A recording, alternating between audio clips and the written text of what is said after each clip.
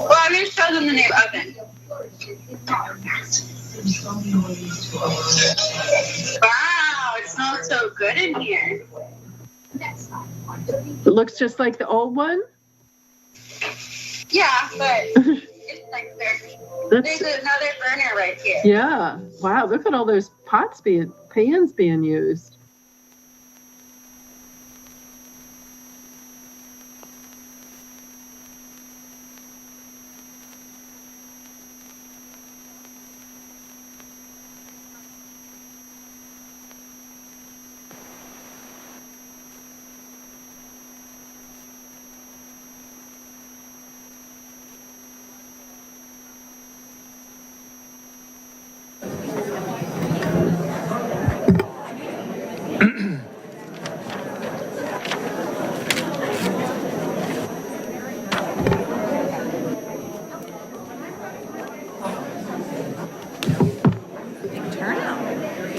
Yeah.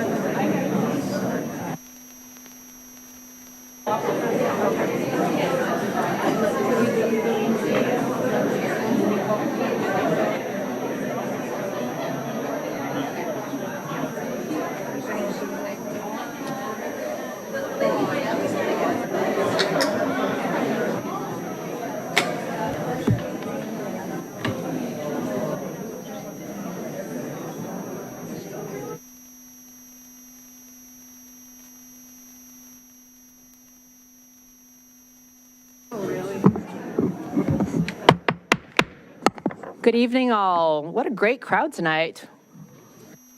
Welcome all to the Monday, September 8th meeting of the City Council. I wanted to call the meeting to order and welcome everyone.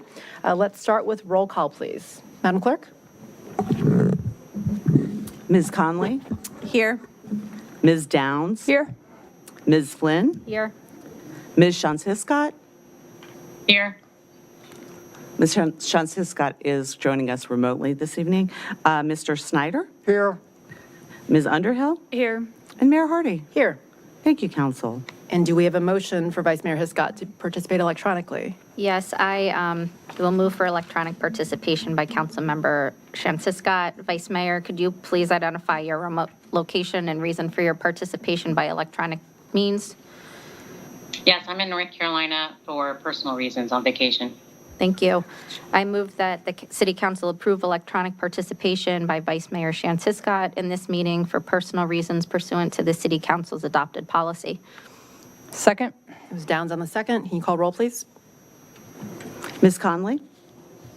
Yes. Ms. Downs? Yes. Ms. Flynn? Yes. Ms. Underhill? Yes. Mr. Snyder? Yes. And Mayor Hardy? Yes. Thank you, Council. Great. Thank you for joining us on vacation, Debbie. So let's start with our Pledge of Allegiance. If I could ask you all to rise and join us, please. I pledge allegiance to the flag of the United States of America and to the republic for which it stands, one nation, under God, indivisible, with liberty and justice for all.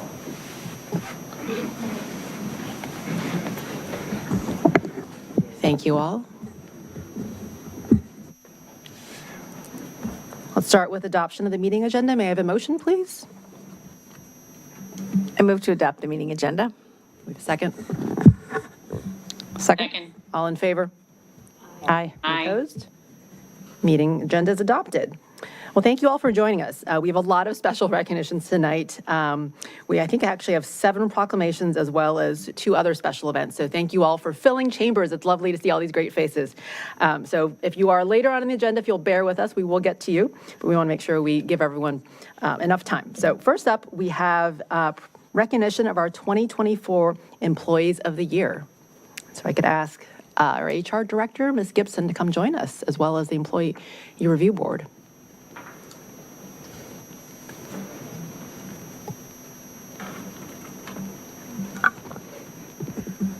Good evening, Mayor Hardy, Vice Mayor Hiscock, and council members. Tonight, we are here to celebrate 2 of our outstanding employees, the 2024 Employees of the Year, Paula Hawkins, librarian, and Bethany Howard Tran, payroll and benefits specialist.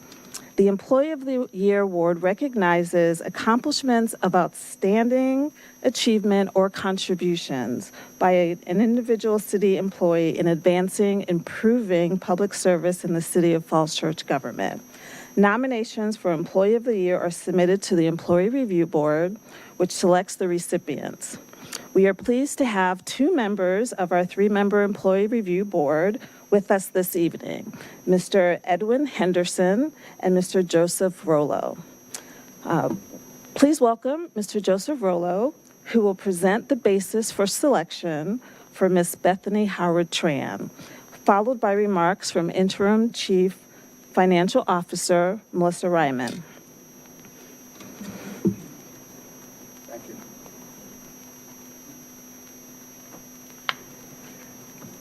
Good evening, members of the City Council and those in attendance this evening. Recognizing Ms. Bethany Howard Tran as the 2024 co-recipient of this award afforded the opportunity for the committee not only to see her contributions as a team member, but to appreciate the breadth of her technical knowledge. Ms. Tran's nomination form states, quote, "She consistently demonstrates persistence, accountability, a strong sense of responsibility for her actions, and has made a significant stride in her career, taking on increasing responsibilities beyond the traditional payroll duties." These contributions have expanded to include reviewing travel forms, creating vendors for the city's EERP system, auditing purchase cards report, and training new purchase card users.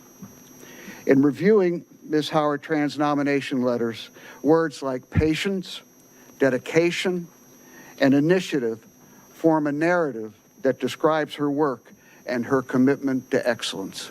It is indeed a pleasure for me to be here and to present this award. Thank you.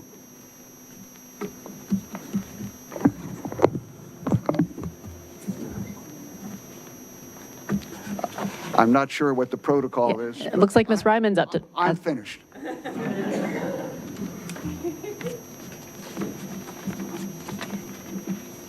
Thank you. Good evening, Council. My name is Melissa Ryman, Interim Chief Financial Officer for the City of Falls Church, and I'm very proud and happy to have Bethany Howard Tran employed in our team, and she has been with the city since 2017. She was nominated primarily for her work for the Employee of the Year Award, primarily for her work in advancing the employee self-service.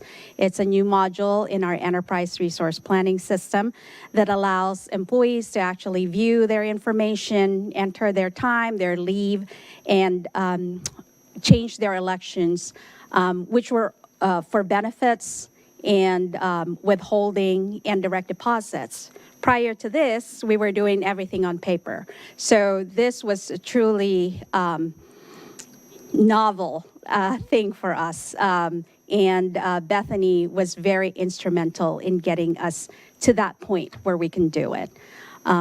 She was very persistent, tirelessly calling our vendor support when we ran into issues. And she, helped clean years and years and years of data. I also want to just point out that her position was an amalgamation of 2 positions previously, And we said, we're going to try it, putting it in one person and see how it works. And because of her consistency and dedication, dependability, and accuracy in her work, we were really able to make a go for it. So I really want to thank Bethany. Very proud of you, Bethany. Thank you.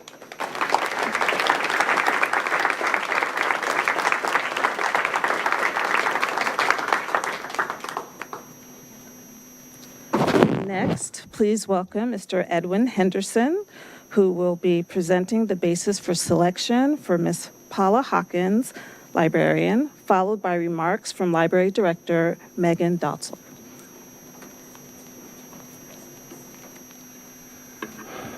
Good evening. Ms. Hawkins was nominated for her exceptional job leadership and celebration of the very successful 125th anniversary of the library, and as well as at the same time performing her duties as the adult services outreach person. And I just want to talk about Paula for a minute. Paula works in a very a environment that is regarding people. She's a people person. And she has an infectious smile that will charm a gorilla. She is the most charming person, one of the most charming person that I know. And every time that I see her, she has a smile on her face. She was the chair.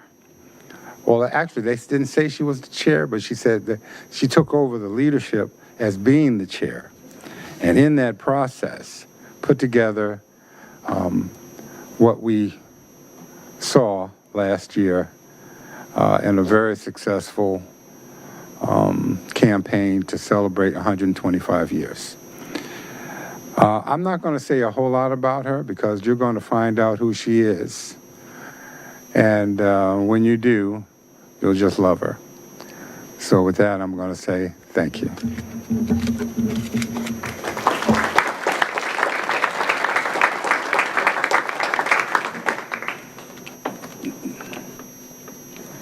Good evening. I'm Megan Dotzler. I'm the still new library director. It's been under a year, so I'm still going to claim new. But I have gotten to work with Paula for the past 11 months. Paula was nominated for Employee of the Year in recognition of her dedication to planning and leading the library's 125th anniversary celebration. As chair of the anniversary work group, creator of content of library history, and organizer of programs, her thoughtful contributions made a lasting impact and made the 125th anniversary truly feel like a celebration. She led the anniversary work group as the chair. My understanding was that there was no chair, and Paula was like, I will be the chair. So thank you, Paula, for volunteering for being the chair. And she did a wonderful job. She brought library history to life with creative content. She created programs, and she did so much more. She led with enthusiasm, joy, and a true love for the library and for her colleagues. Her thoughtful contributions made a lasting impact and made the 125th anniversary truly feel wonderful. She was the primary creator of the celebration mission. I'm going to read a whole bunch of stuff that she did. So she was the primary creator of the celebration mission statement, the content of the city council proclamation. She worked on information on library desegregation and history timeline sections of the 125th anniversary website. She was the creator or significant contributor to a series of history timeline slides displayed in the library throughout 2024, the Thank You Week campaign, and display at the end of the anniversary aimed at showing the library's appreciation for over a century of support from Falls Church community. Paula did this in addition to her regular work, which always was exemplar and continued to be even with all of this extra work that she did. So what I think made the 125th anniversary an extra success was not just the work that Paula did, but also the attitude that she brought to it. So Paula approaches everything with energy, humor, optimism, and genuine enthusiasm. She makes space for everyone, listens with care, and shows respect for all, whether it's a library patron, a coworker, or anyone else in this community. She offers ideas with poise and humility. She lifts others up and is a light in our library. One colleague in support of Paula wrote, "She makes all of us better." So Paula, thank you not only for the incredible work that you've done, but also for being a driving force of positive work culture and collaboration in our library and throughout the city. I am so grateful that you are being honored today. And I'm looking over here because I think she's over here, but man, sorry. Congratulations, Paula.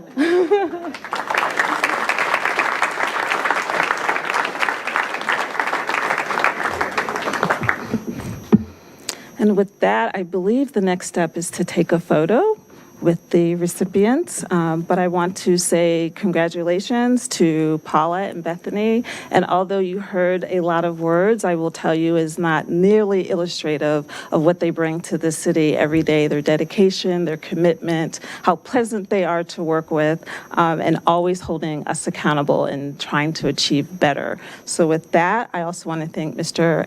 Edwin Henderson and Mr. Joseph Rollo for joining us today and for serving on the Employee Review Board. So we appreciate you, and thank you to the board members for your continued support of our employees and for recognizing that behind every success, there are individuals who make it happen. Thank you.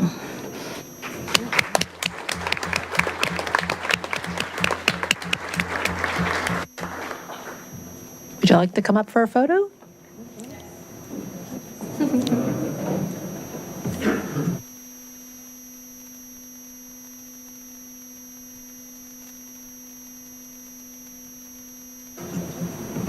Would families like to come join us as well as the nominating managers? Mary Catherine, do you want to do like 2 rounds of photos? Employees and then plus families? Great.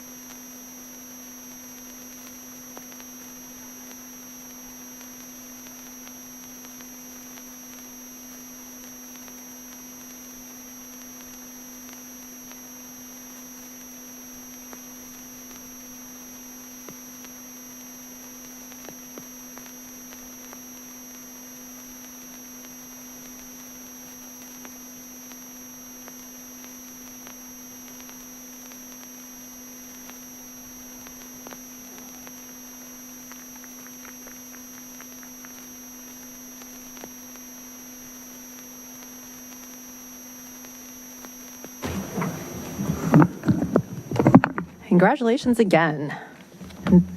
Echoing what Ms. Gibson said, really, thank you so much for all the public service. I think that's more important than ever. And so we are grateful that we have such terrific employees serving our community and setting such great examples for all of us. So up next, we have unveiling of our new city council chamber portraits, which I know many of you are here for. Cindy will be kind of our MC and guide us to where we all need to be. Thank you, Mayor. We are definitely looking forward to this. This has been a process to celebrate the 75th city anniversary, and because of the good work it takes to do great art, we are now finishing the 76th year. So it's great that we're unveiling it this evening, and we are very excited because it did require 2 requests for quotes, community engagement, several council meetings, and then November of 2024 by resolution, council did approve the portraits that were then commissioned and finished. So this evening, we are going to celebrate the public service, the democracy that's represented by these, the family members that have been able to join us, and the artists. So we got a full house, so it's going to take a little bit of logistics. The portraits are behind, the blue cloth behind you. I know that's a surprise, so I'm going to ask Mr. Henderson, who's already in position, and Mr. DeLong and Phil Duncan to get back there. Everybody's going to be able to stand and look because we're going to look there and celebrate. We're going to have a few words, and then we're going to unveil. For the family, the artists, and everybody, then I want you to come back up front with council because we're going to do pictures. But I would ask council also to come to the back. The mayor's going to kick us off with some welcoming comments, and we're just going to be crowded and make this work. And Mary Catherine is going to do pictures. Hey, try to do a video. I don't know what we can catch, but if you could try. All right, so. And anybody out here who wants to come in, just go up front and turn this way. All right, so I would like Chet right here. Come right here, Chet.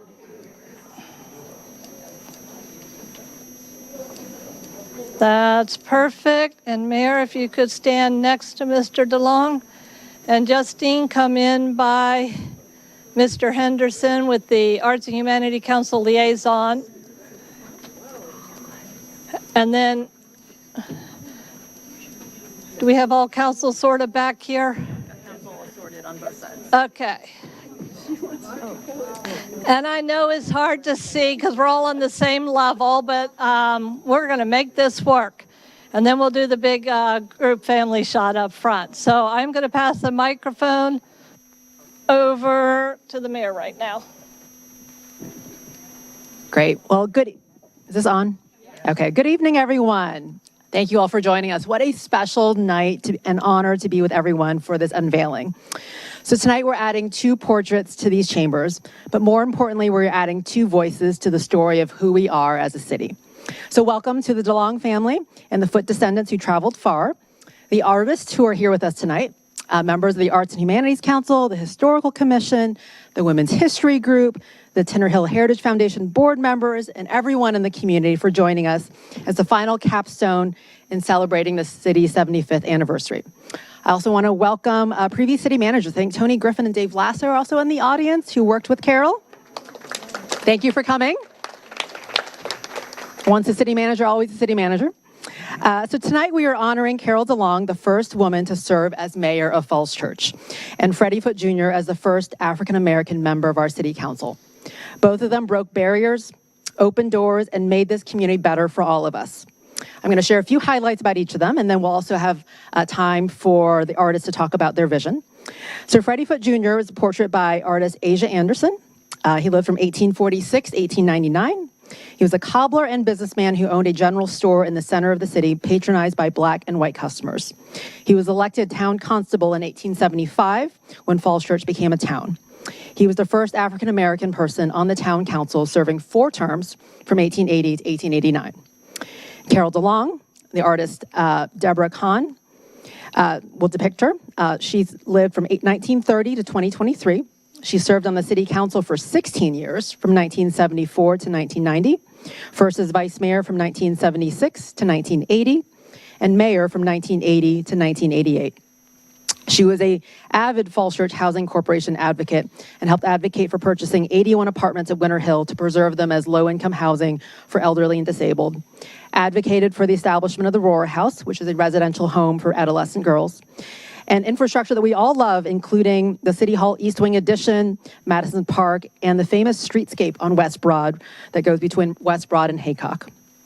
So when people walk into the room after tonight and see Carol and Freddie up on the wall, they will see the story of progress in our city.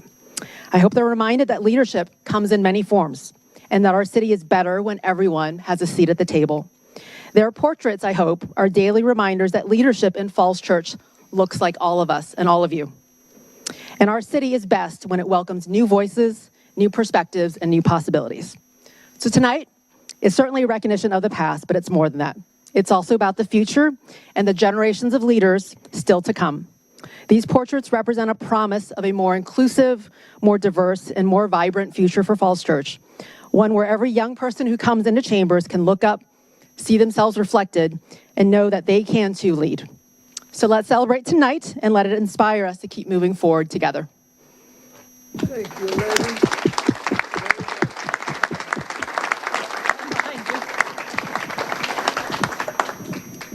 Thank you, Mayor Hardy. That was meaningful and beautiful, and I know we really all appreciate that. What I'd like now to do is give a chance for our two artists to say a few words, and then we'll come to the family members. And so I'm going to go because Asia's first. Just pick Asia first.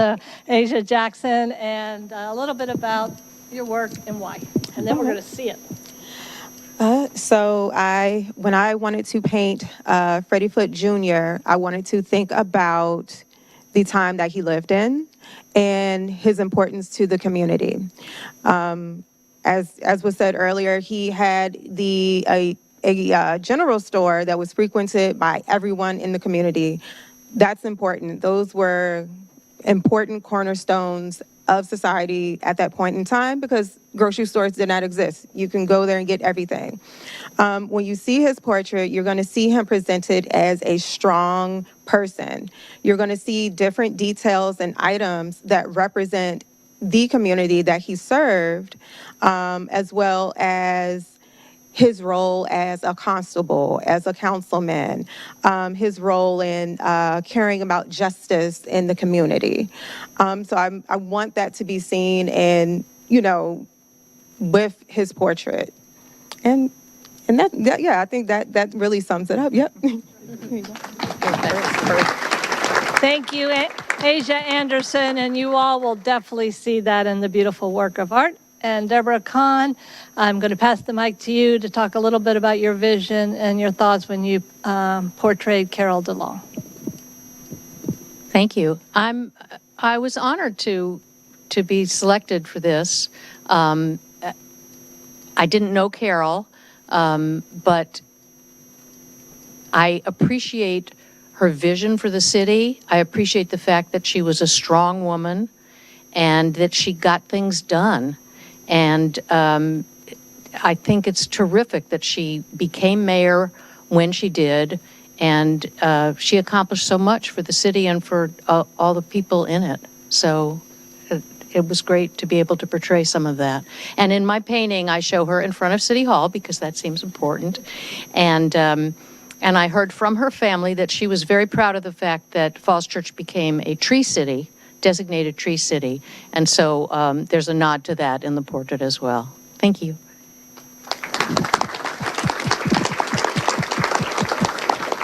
All right, so continuing on that theme, since Phil is closest to me, I'm now going to ask Phil to speak about Carol DeLong, and you're going to pass the mic to Ed so I don't have to climb over people. All right, gotcha, I understand.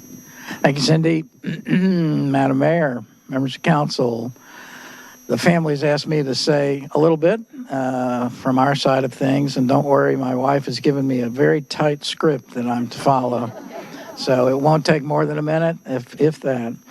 Thanks to the council for commissioning these works, both, especially Carol's on our end, and to the Recreation and Parks Committee for putting it through the process. Thanks to the artist, obviously, for her hard work and responsiveness to comments. We appreciate that. Thanks to Holly on the staff, and of course Cindy, who has shepherded the city's 75th anniversary project from the beginning all the way through to this event. And all the city staff who work behind the scenes to do all the great things that make Falls Church a truly wonderful community. Finally, friends and colleagues of Carol who made a tremendous effort to be here tonight, including Dave Lasso and Judge Hennenberg, who ended their vacation early to come back for this event. We appreciate that. And Tony, it's been great. I always enjoyed hearing the stories that Carol would talk about with the things that you all did and her time as mayor. And so it's an honor to have you back here with us. I would like to close just by introducing my family and Carol's family who are here tonight. Obviously my wife, Leslie, and our kids, Meredith and Tyler's fiance, Dale. Middle sister, Allison, her husband, John. And there's other grandkids scattered around the world who couldn't be here tonight but might be watching on TV, and we appreciate all of y'all for coming here. As I look out in this crowd, I see many people who served with Carol either on the Planning Commission or even back when she came up to the PTA ranks. And so it's really a tremendous opportunity to reflect on the contributions that not only Carol made, but what all of you have done to, again, make this the great city that it is. Thank you very much.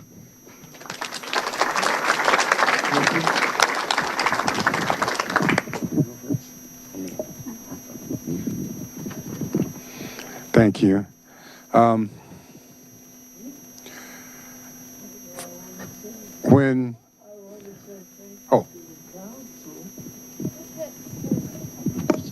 I want to say thank you to the council for having this event to honor Carol and the other person who is there. I think they served the city well, and I hope that they set an example, as I have seen here, of others who will serve as well. And thank you very much. That's it. Thank you, Chet. We are honored that you're with us here tonight as well. See, he could be even more succinct than I was. You should be aware that Chet did just celebrate his 100th birthday last month.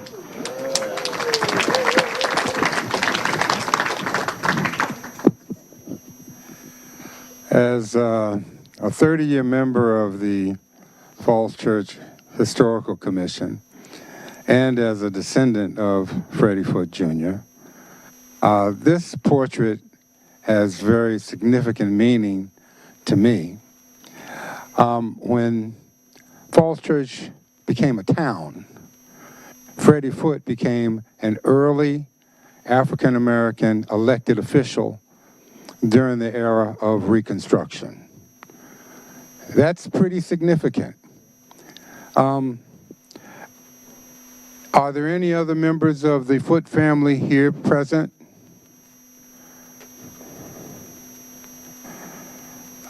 They were unable to join us. My cousin David Jones in Atlanta, I told him about it, but he was too busy to make it on short notice. And Andrew Goff, of Sterling, could not make it as well. These two portraits of Frederick Forrest Foote, should I say, and Carol DeLong represent diversity and change, and how our nation has changed, and the leadership of our nation has changed over the years. And I think that going forward, hopefully we can look at some positive change that will happen, and hopefully the kids, the students, the young people will step up and be the future, and they will see that they can be the leaders too. And therefore, I'm hopeful.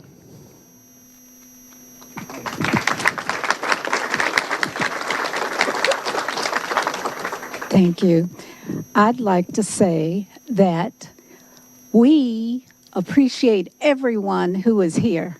In particular, everyone who is standing is now a part of history. You are here witnessing the very first time that the city of Falls Church has ever had the portrait of a female mayor and an African American constable and council member. So please recognize that as a historic moment. You're a part of making history.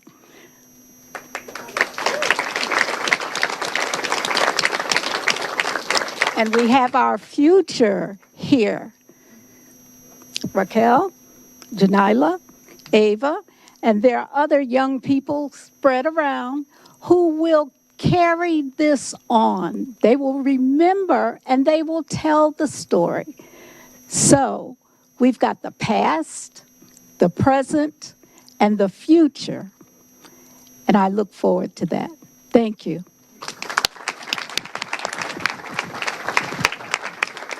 Thank you, Ed and Nikki. We're getting close to the moment of the unveiling, but I would like to just check with any of our council members if you had an additional comment that you'd like to make. Hi, Cindy. Just very quickly, I had the honor to work with Carol DeLong as officers of the Falls Church Housing Corporation. And one thing she taught me, you got to know the theory and you got to know the practice. She was an amazing leader that carried that ability to know the specifics as well as the generalities into everything she did, and that's why she succeeded. Finally, just carrying on from what Nikki said a minute ago, Martin Luther King referred to bending the arc of history toward justice. That only happens if we do it, and I feel in our own way these portraits do it. And they show that we can be inclusive. We inclusive without being exclusive. The founders of the country are still there, but the people who have come afterwards to make a more perfect union are also there. And we expect more and even greater diversity in the future. Thanks for the opportunity to make a couple comments. Thank you, Mr. Snyder. I'm just looking at other councils. Okay. So now we're going to do a little bit of the logistical work. And as we do that, I do want to follow up with what Phil said, thanking staff, because we had obviously a lot of celebration of good staff work, but staff work took us to get here. In particular, Holly Herwin, who unfortunately couldn't be here tonight, but she really was the lead on the portraits, and Public Works, who did a great job framing the work we're about to see and hanging it for us. So they put an extra special attention to this effort. So with this now, we're going to do a little configuration. So Phil, if you could come out, Mayor, maybe come on the inside with Chet. So Chet and the Mayor are going to pull the cloth out when I do the count of three. Ed and Justine on that side. And then Nikki and future generation, if you want to turn and look at it so you can see. And remember, when we're done, I'm going to have council and the family and the artist come up front for a photo, and you all can sit and enjoy the artwork. So ready. Ed and Justine, you can see it's tucked in a little bit. So Justine, if on that side, you make sure you get where it's tucked. Okay. Chet's ready. Everybody join me on the count of three. 3, 2, 1. Yeah.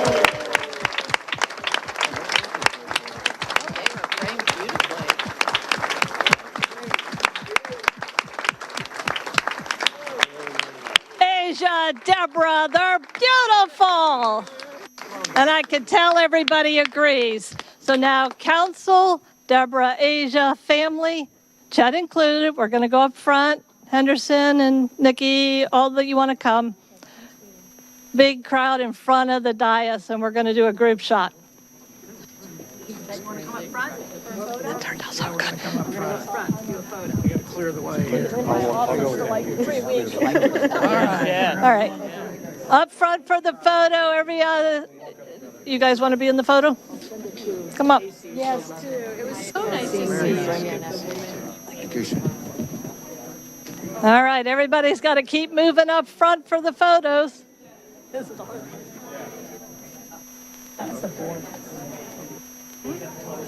everybody.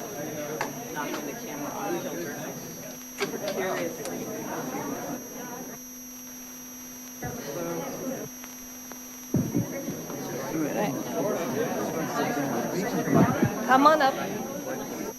Yep, come on up. Gotta go this way.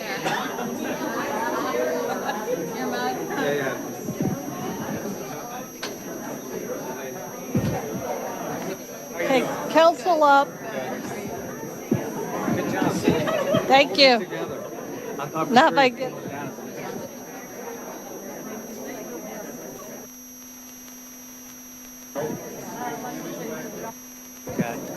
All right, all for the photo op, please coming up forward. Jennifer, right here.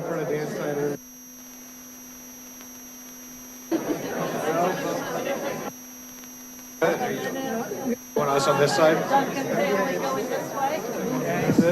And you all stay here because I'm going to put Asia here as soon as I find. Yeah, I'm going to use my camera because I got the right hand on the other side. Ready to. I got one with yours on your side. I got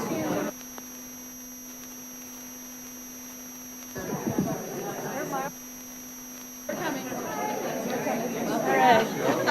So on the long side, come across. Asia and Deborah. Hold on to it a little bit longer. Everybody to come in this way. So much for your remarks.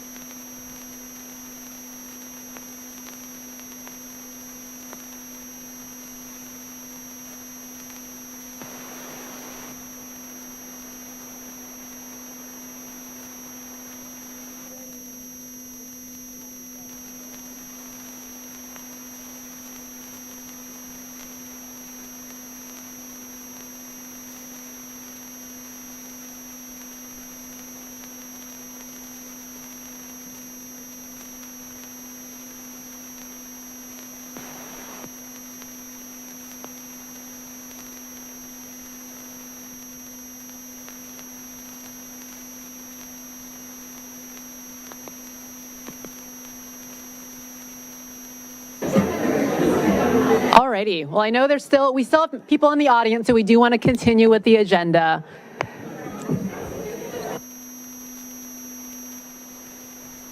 For everyone who's still here, we're glad that you got to be part of history making. So thank you for joining us for that. As I mentioned at the beginning of the meeting, we do have 7 proclamations tonight.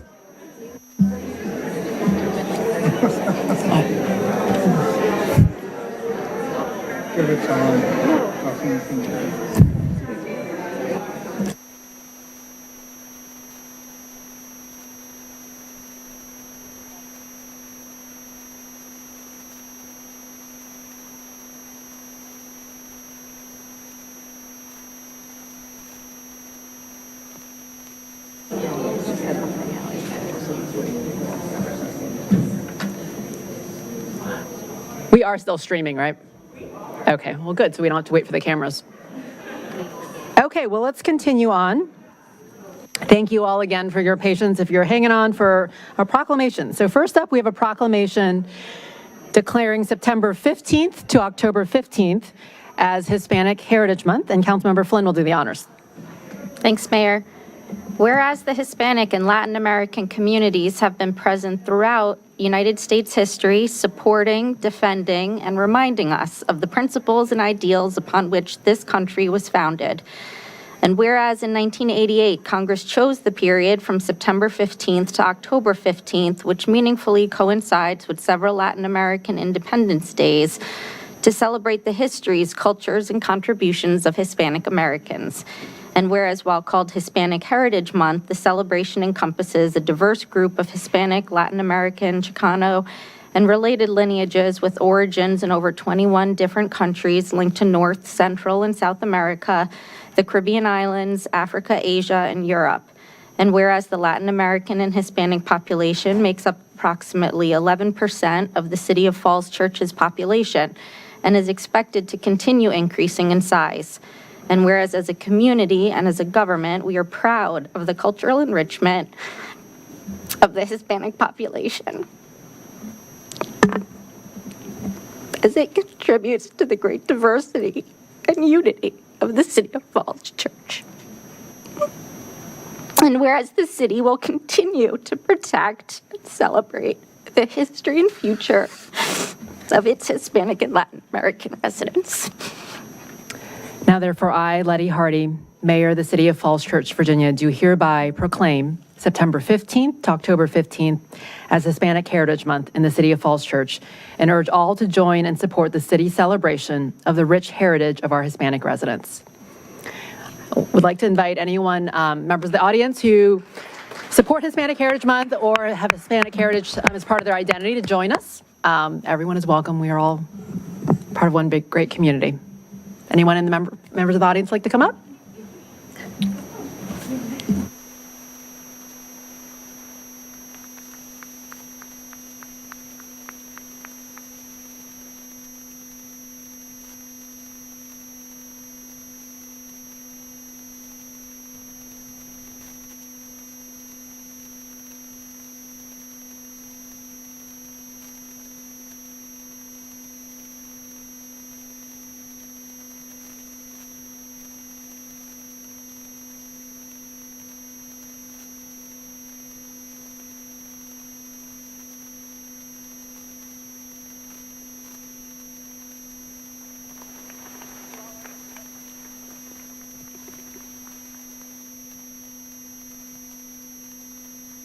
And I think I'll make a statement, you know, when I read things, it's like, it's such a egregious treatment of our sort of Latino and Hispanic community these days, and sort of the constant sort of threat that people are experiencing throughout the country. And I think beyond that, just an egregious ruling by the Supreme Court today in the Fourth Amendment context of just thinking, you know, that people by being brown are able to just be, you know, pulled over in our communities and targeted by police or federal agencies. And so I'm really proud that, you know, that's not the city's approach here, that we are able to build community trust, and really just feel unfortunate that so many communities across the country are having to defend their populations in the way that they are and not really able to celebrate their independence in the ways that they plan to because of sort of gross federal overreach right now.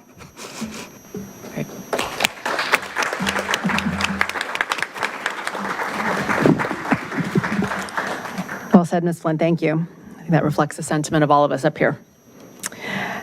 Up next, we have a proclamation declaring October 2025 as Leave the Leaves Month, and Ms. Underhill will do the honors. Great.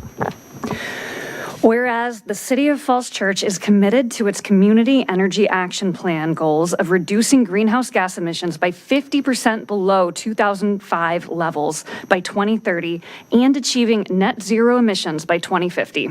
And whereas sustainable yard management practices such as leaving or composting leaves reduce emissions from leaf removal equipment and promote environmental stewardship, aligning with the city's solid waste management plan and its Community Energy Action Plan. And whereas fallen leaves create vital habitat for pollinators like bees and butterflies, enrich soil as natural mulch, and support biodiversity, as endorsed by the United States Department of Agriculture, National Wildlife Federation, Xerces Society, Arbor Day Foundation, and earthday.org. And whereas retaining or composting leaves supports the city's urban forest and biodiversity goals, as outlined in the 2020 Comprehensive Plan, by enhancing tree health and the local ecosystem while reducing the burden on city resources. Whereas the Leave the Leaves initiative, supported by environmental organizations nationwide, including the city's own Falls Church Forward and Falls Church Climate Action Network, FCCAN, encourages residents to adopt sustainable landscaping practices that conserve resources, reduce emissions, and promote biodiversity. Now, therefore, I, Letty Hardy, Mayor of the City of Falls Church, Virginia, do hereby proclaim October 2025 as Leave the Leaves Month and call upon residents, businesses, homeowners associations, and local organizations to participate by leaving fallen leaves in garden beds to provide wildlife habitat, mulching leaves into lawns with a mower to enrich the soil, or composting leaves on site to foster a healthier, more sustainable environment.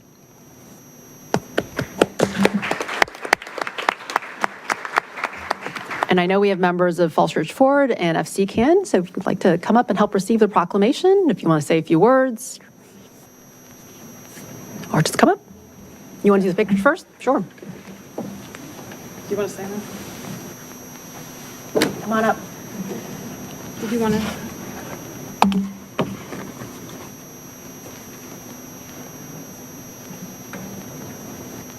Wait, Natty, did you want to say a few words? Or? Yeah, okay. now. Yeah, I would be after this. I'll just put right. What? Is that up right? That one. Fantastic, thank you. And you don't squish it, so leave it more. Your twin sizes. Oh, thank you. Perfect. All right. And I'll be ready. 1, 2, 3. 1, 2, 3.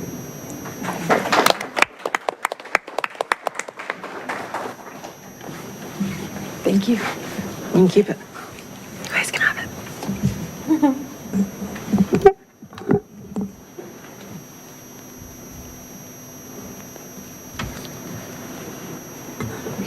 Great. Mayor and Council, on behalf of Falls Church Forward, I'd like to express our appreciation for the attention you're bringing to this important topic.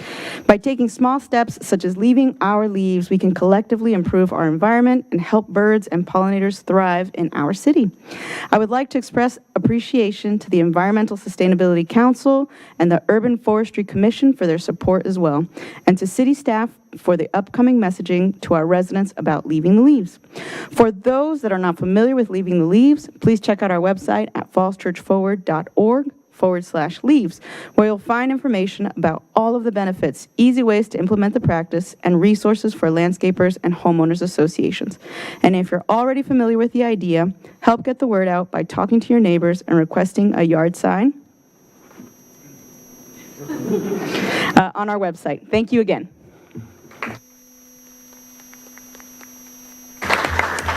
Thank you all. Our next proclamation is declaring October 18th, 2025 as Repair Day, and Ms. Downs will do the honors. Whereas Whereas International Repair Day aims to raise awareness and celebrate the power of repair to reduce our impact on the planet, bring our communities together, learn new skills, and so much more. And whereas repair plays a vital role in countering planned obsolescence by extending the life of everyday items, reducing waste, and promoting a more sustainable circular economy. Whereas the city of Falls Church has a strong legacy of repair and reuse, as demonstrated by its longstanding recycling extravaganza, where residents donate, recycle, and repurpose household items, diverting them from landfills. And whereas Falls Church businesses have embraced a culture of reuse, including the Toy Nest Library, which provides families with access to high-quality toys through a lending model that reduces unnecessary consumption. And whereas the now-closed Brown's Hardware was a cornerstone of the Falls Church community, offering not only tools and materials, but also the knowledge and support needed for generations of residents to maintain and repair their homes and belongings. And whereas the Falls Church 2040 vision emphasizes environmental sustainability, resource conservation, and community engagement, all of which are supported by fostering a repair culture that reduces waste and strengthens local connections.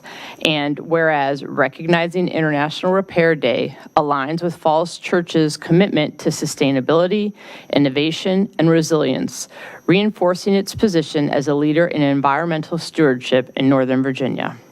Now therefore, I, Letty Hardy, Mayor of the City of Falls Church, Virginia, do hereby proclaim October 18th, 2025 as Repair Day and encourage all to explore their ability to repair and recycle rather than repurchase their commodities and engage in a community that openly shares repair knowledge with one another to enrich our community, economy, and quality of life. I believe we have someone in the audience. Perfect, come up. And you all led the effort by having 2 teddy bear clinics that I've seen, teddy bear repair clinics, which are adorable. So thank you for spearheading that effort.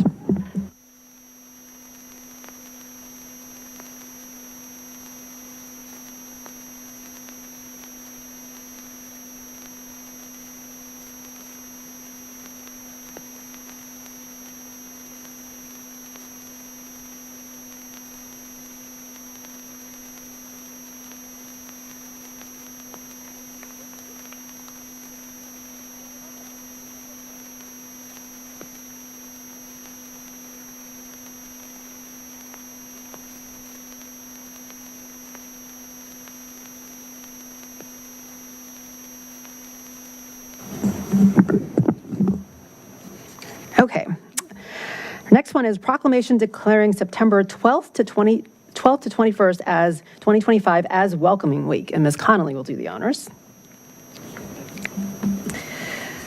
Whereas the first sentence of Falls Church's Vision 2040 envisions the city as a welcoming and inclusive community, and a welcoming culture can distinguish the city, attracting new neighbors, including immigrants and refugees, increasing our sense of belonging, contributing to a sense of purpose at a time of division, and becoming a hallmark of what makes Falls Church a special place in the heart of Northern Virginia.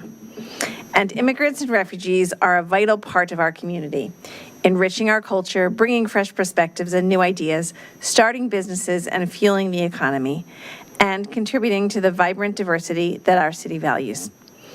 And a welcoming environment also enhances economic dynamism, global competitiveness, and overall prosperity in the city and in our region. And city residents have been inspired by Welcoming America, a national movement that encourages hospitality to immigrants and refugees in communities around the world. And those residents have created Welcoming Falls Church and established it as a nonprofit civic organization.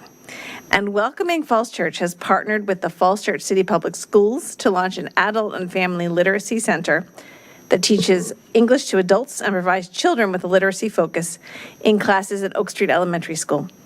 And Welcoming Falls Church has championed a Renting to Refugees initiative, an innovative public-private partnership that addresses the shortage of affordable housing in the city, and which, with the support of the City Council, welcomed 5 refugee families to the city in its pilot phase. And Welcoming Falls Church endeavors to engage all residents of the City of Falls Church through additional initiatives designed to build community and encourage a more welcoming environment in the city. Now therefore, I, Letty Hardy, Mayor of the City of Falls Church, Virginia, do hereby designate the week of September 12th to 21st, 2025 as Welcoming Week in the City of Falls Church, making Falls Church one of over 500 towns, cities, and counties around the country that will organize activities related to welcoming in their communities during that week, and proclaiming the city's support for initiatives designed to develop a more welcoming community by continuing to explore ways to engage and collaborate with Welcoming Falls Church.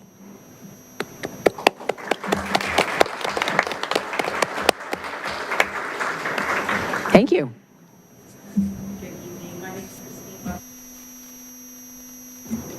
Good evening. My name is Christine Buchholz, and I'm one of the co-founders and currently the president of Welcoming Falls Church. And I just want to thank the city for acknowledging Welcoming Week. We have the privilege of, as part of Welcoming Falls Church, watching families come into our city and watching them flourish. And we'd like to invite Sabor Ghaznavi to represent some of the families and his own family in their moving into Falls Church and what their experience has been having their kids in our schools and getting to live here in a longer term fashion. So Sabor. Welcome.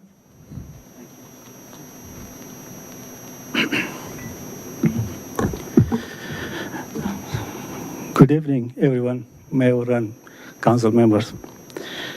I'm so happy and honored to be here tonight.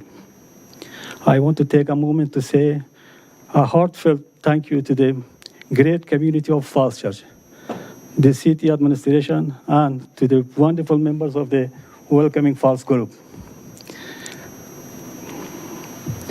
I still remember the day we arrived in the United States and moved to the beautiful city of Falls Church. We were full of questions and uncertainty, unsure of what the future would look like, or how we would find our way in a completely new place. But right from the start, the Welcoming Falls group was there for us. So you made us feel seen, supported, and never alone. Over the past 2 years, you have done so much more than help us settle in. Helping with rent gave us peace of mind and the security of a home. The interview coaching helped me find a meaningful job. And your guidance with our children's school registrations and navigating the healthcare system was invaluable. I especially want to thank you for helping my wife by providing transportation, like daily transportation, to and from the college. That meant so much to our family. So you gave us more than help. You gave us hope and a true sense of belonging. So from the bottom of our hearts, thank you for your kindness, your belief in us, and the love you have shown. We will always carry that with us. Thank you so much.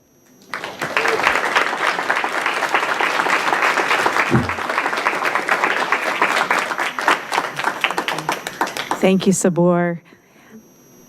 It is just really a joy to walk alongside families like the Ghaznavis and the others who have been able to live in Falls Church for 2 years, and a couple of the families are able to stay longer term because of the catalytic role that the city played in funding the Renting to Refugees initiative, but also being committed to affordable housing in the city. So I wanted to thank the council for all of your support. And then we wanted to thank Troop 349, Jeff Walker. They have helped, the Scouts have just helped moved in families and move out families as they're ready to transition. We are continuing to do the work of caring for immigrants and refugees in our community through the Adult and Family Literacy Center that Maria Marcus leads, and we'll be starting classes on Tuesdays and Thursday nights starting next week. And just kind of in this political moment, as you alluded to earlier, where it's a challenge for our immigrants and our refugees. It's a political and cultural moment. I feel so proud to be a part of the city of Falls Church where we can be welcoming and to be a resident that is, we're working together to create something different. So thank you so much. Would you all like to come up to receive the proclamation and do a photo?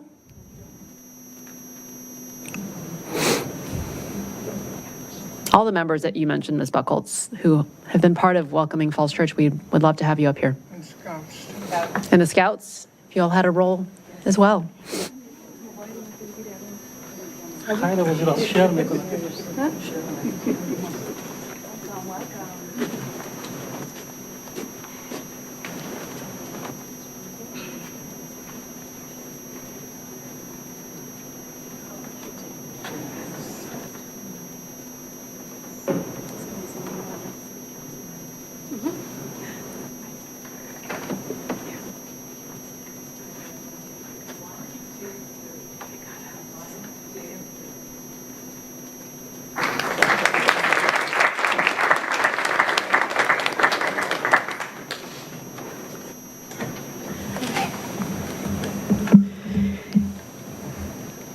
To continue with the theme, we are also a proclamation declaring September 28th as Good Neighbor Day. Ms. Connolly will continue. Whereas National Good Neighbor Day reminds us that small acts of kindness, such as a warm greeting, sharing a meal, or helping with a chore, can strengthen bonds, build trust, and create lasting connections. And whereas strong neighborhoods make for a resilient community where people of all ages and backgrounds feel valued and included, and where we celebrate diversity, cooperation, and goodwill. And whereas the city encourages all residents to participate in simple acts that build community, such as introducing yourself to a neighbor you haven't met, checking in on someone who lives alone, supporting a local business, or organizing a block gathering. And whereas by being good neighbors, we not only enrich our own lives, but also help ensure that Falls Church remains a truly great place to live, work, and raise a family. And whereas the Falls Church 2040 vision emphasizes a welcoming and inclusive community that can be achieved when neighbors look out for one another, lend a helping hand, and work together to make our city a safe, welcoming, and vibrant place to live. Now therefore, I, Letty Hardy, Mayor of the City of Falls Church, do hereby proclaim September 28th, 2025 as Good Neighbor Day in the City of Falls Church and call upon all residents to join us in fostering kindness, respect, and a community spirit on this day and throughout the year.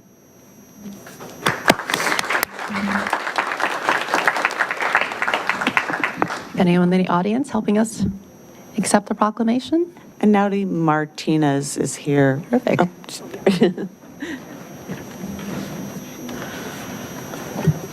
I mean, anyone actually can come up. We're all good neighbors.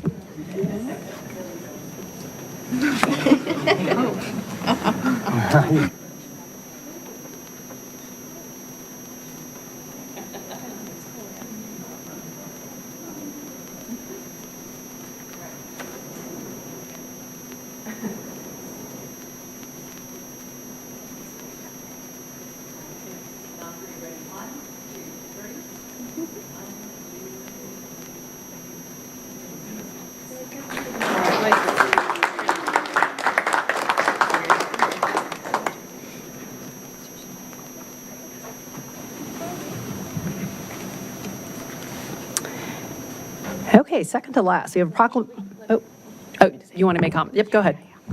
I'll be quick. Thank you, Mayor Hardy and members of the council. With this official proclamation for Good Neighbor Day, Falls Church Forward is energized to continue our campaign to make Falls Church a welcoming place for all. One of our latest initiatives has been the launch of our new neighbor welcome kits. The welcome kits include a fun postcard with great tips to get settled into the little city and vouchers from over 13 local businesses with great discounts. We've also launched the Community Ambassadors Initiative with 9 volunteer ambassadors in neighborhoods and apartment communities across the city. Whose purpose is to be a friendly face and help build community connections. We'll also be launching a Good Neighbor webpage with a bingo card and tips for how to connect neighbors and a recognition form to help spotlight acts of kindness, both big and small, across the city. For those that would like to learn more, please visit fallschurchforward.org, and we look forward to continuing these efforts and thank the city for its support. Thank you. Thank you. Okay, now, second to last, we have a proclamation declaring September 17th to 23rd, 2025 as Constitution Week. And Mr. Snyder will do the honors. Thank you very much, Madam Mayor. We've traditionally issued this proclamation this year. It has particular significance. I thought it might be helpful, too, if we just reheard the preamble to the U.S. Constitution. We, the people of the United States, in order to form a more perfect union, establish justice, ensure domestic tranquility, provide for the common defense, promote the general welfare, and secure the blessings of liberty to ourselves and our posterity, to ordain and establish this Constitution for the United States of America. I would note one more thing about the Constitution. After it was signed, someone came up to Benjamin Franklin and asked, well, did you create a monarchy or a republic? And his response was, a republic if you can keep it. That's our challenge today, and uniquely so. So here's the proclamation. Whereas September 17, 2025 marks the 238th anniversary of the drafting of the Constitution of the United States of America by the Constitutional Convention. And whereas it is fitting and proper to accord official recognition to this pivotal document and its memorable anniversary, and to the patriotic celebrations which will commemorate the occasion. And whereas the Constitution does more than establish our rights as people in America, but continuously defends those rights when cited in the court of law. And whereas Public Law 915 authorizes the issuing of a proclamation each year by the President of the United States of America, designating September 17 through 23 as Constitution Week. Mayor. Now therefore, I, Letty Hardy, Mayor of the City of Falls Church, Virginia, do hereby proclaim the week of September 17th through 23rd as Constitution Week, and urge all to reaffirm the ideals of the Constitution by vigilantly protecting the freedoms guaranteed to all of us through this guardian of our liberties, remembering the rich and continuing history of the document throughout the life of our country.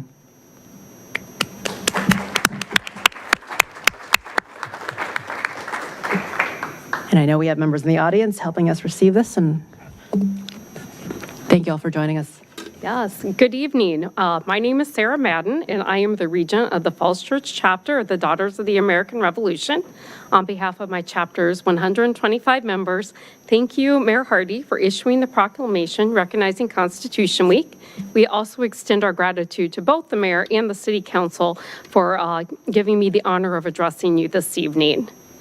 Constitution Week serves as an annual commemoration of the signing of the United States Constitution in 1787 by the Constitutional Convention in Philadelphia.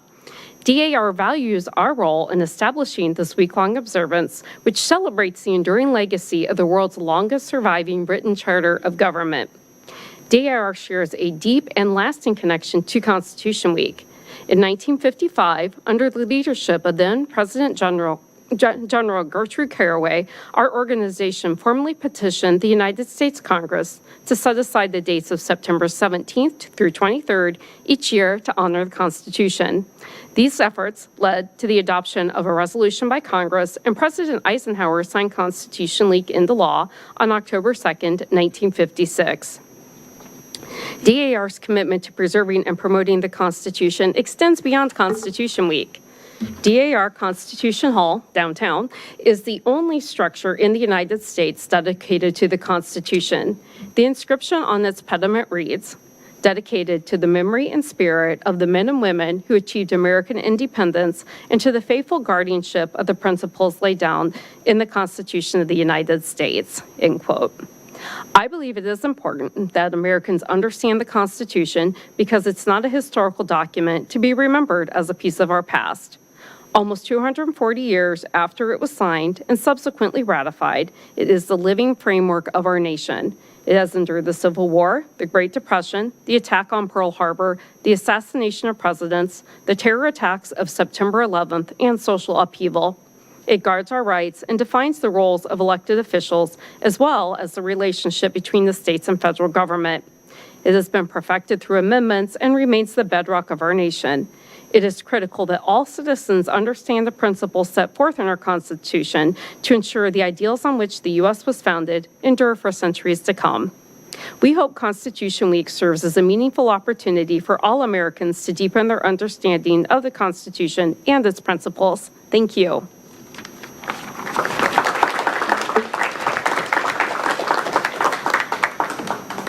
Thank you all. Would you like to come up?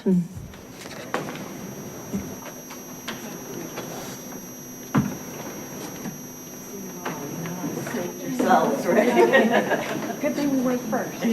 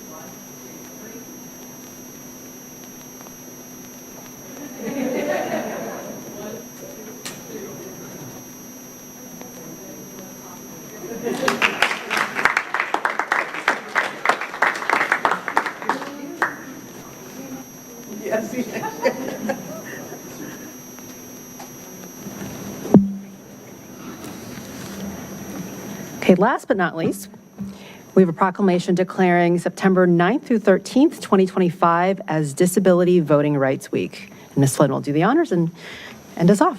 Thanks.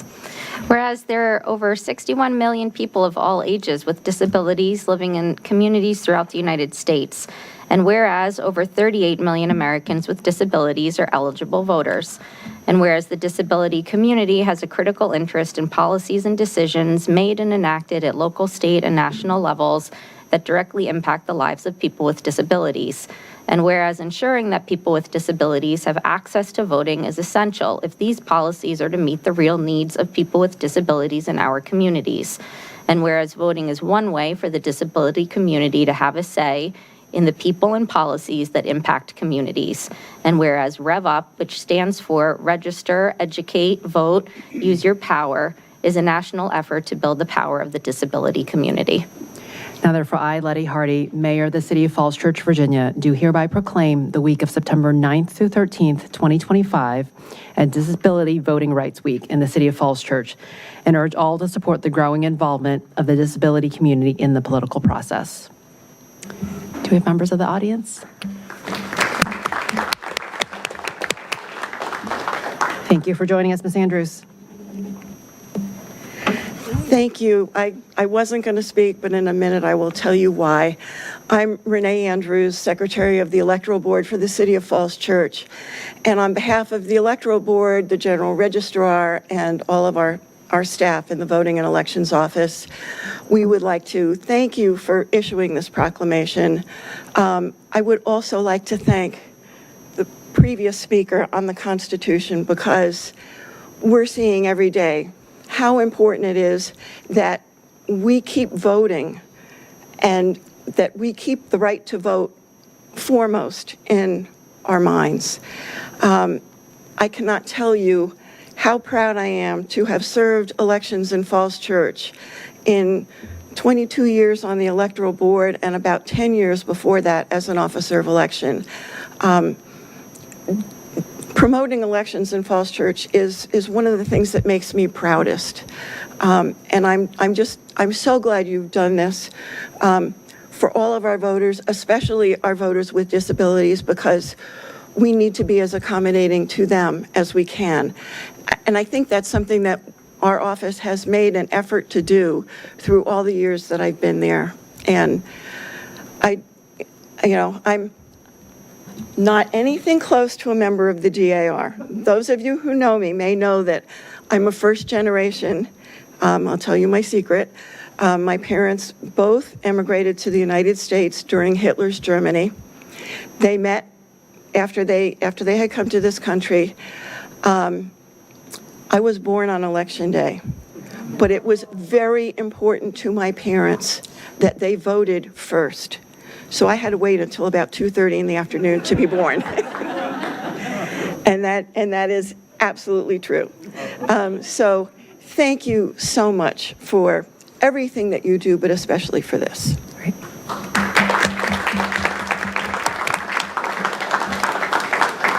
Thank you. And thank you for all your service on the electoral board as well.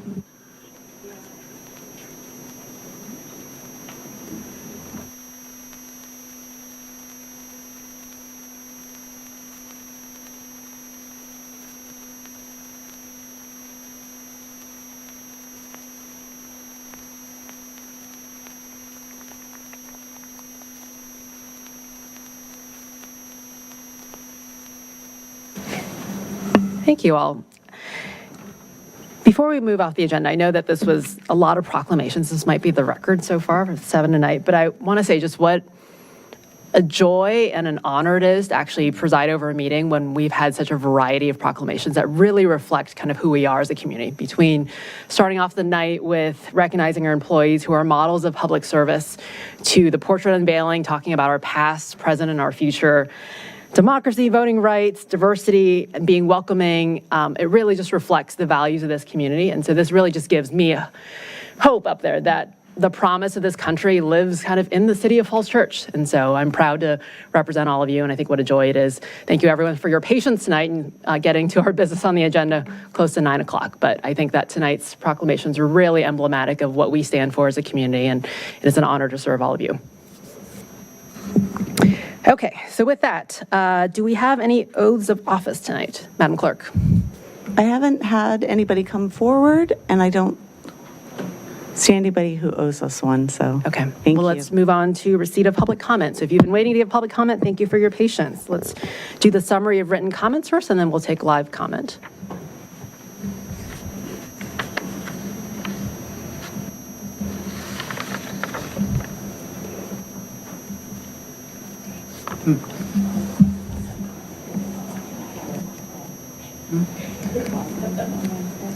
We're square.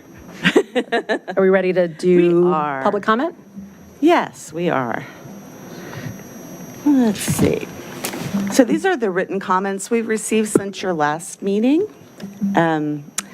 We had a few on the proposed solid waste fees. A resident who provided no name or address urged the city council to delay a vote on the proposed solid waste fees due to their concerns with the public process and the changes, and believing the changes unfairly favor condo residents while burdening single-family households.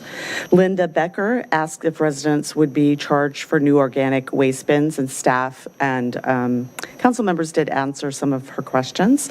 Jacob Lavelle, the Board of Directors of Falls Chase Condo Unit Owners Association, forwarded questions about the proposed changes to determine the impact on the association's budget, and staff did follow up with Mr. Lavelle.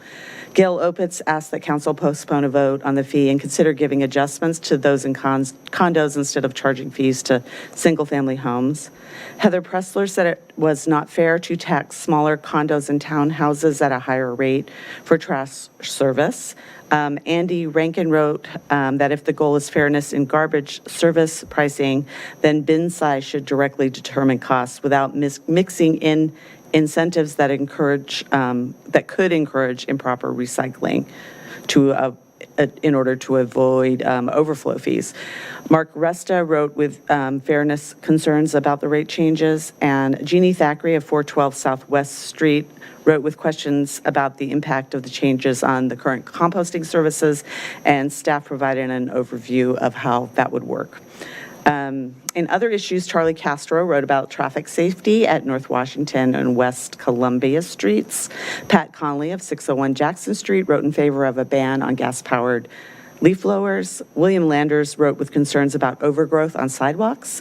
And then as far as advisory board correspondence, the Environmental Sustainability Council's Energy Transition Subcommittee wrote to encourage city staff to expedite the installation of solar panels on Aurora House. Terrific. Thank you all for that public comment. Let's move on to receipt of live public comment, either in person or virtually. So we don't have any virtual participants tonight, and we'll just remind everybody that the council does set a 3-minute period. You'll see a yellow light when you get to your sum up of 45 seconds on here. The first person we have is Liesl Leach, and followed by John Murphy. And maybe Liesl's not here yet. So we can start with John Murphy, followed by Art Egan.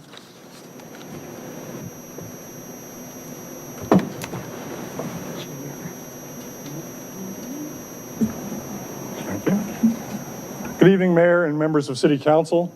My name is John Murphy, and I live at 308 Chestnut Street. On the issue of trash collection, the proposed legislation for second reading tonight is a policy mess. If you want to charge me for trash removal as you're allowed to under current city code, just do so. No equity arguments, no fiscal neutrality for the city, just go ahead and do it. Leave the program as it is, and everyone then pays for the trash services that they use. It's just a continuation of the long decline in services provided to citizens by the city. But when you've discontinued services in the past, you did not provide tax breaks. The services just went away. When you tie fee-for-service trash collection to a cut in the real property tax rate, you create a complex mess of local, state, and federal tax policy, and you create winners and losers. The biggest winners are rental apartments who exclude the cost of trash services and the basis for taxation when using capitalized net operating income method for property valuation. Why do you think Pearson Square wants to be apartments instead of condos? Businesses and anyone not using trash collection get a tax break with no change in services. The only losers are townhomes and single-family homeowners who can't deduct the fees from their income taxes anymore, even under the higher SALT limits. If you're going to move for a fee-for-service model, I fully support a waiver process for elderly and low-income households, but adamantly oppose any change to the tax rate. The irony is there are many problems with our solid waste programs in the city, but changing how we pay for those problems doesn't solve them. It only creates new ones. Thank you. Thank you. Next, we have Art Egan, followed by Dave Gustafson.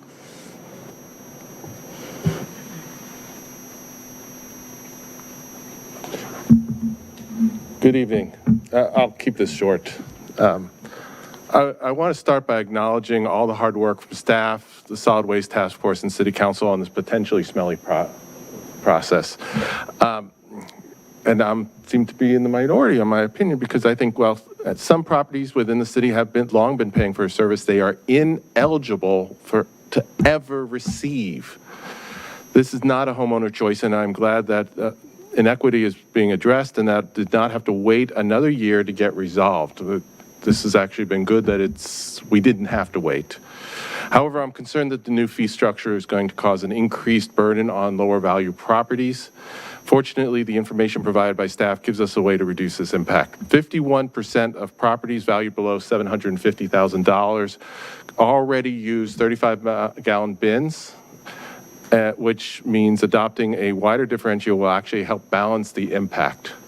The above 750,000, the use of 35-gallon bins, not buns, drops to 15% and goes to zero for properties above $2 million in value.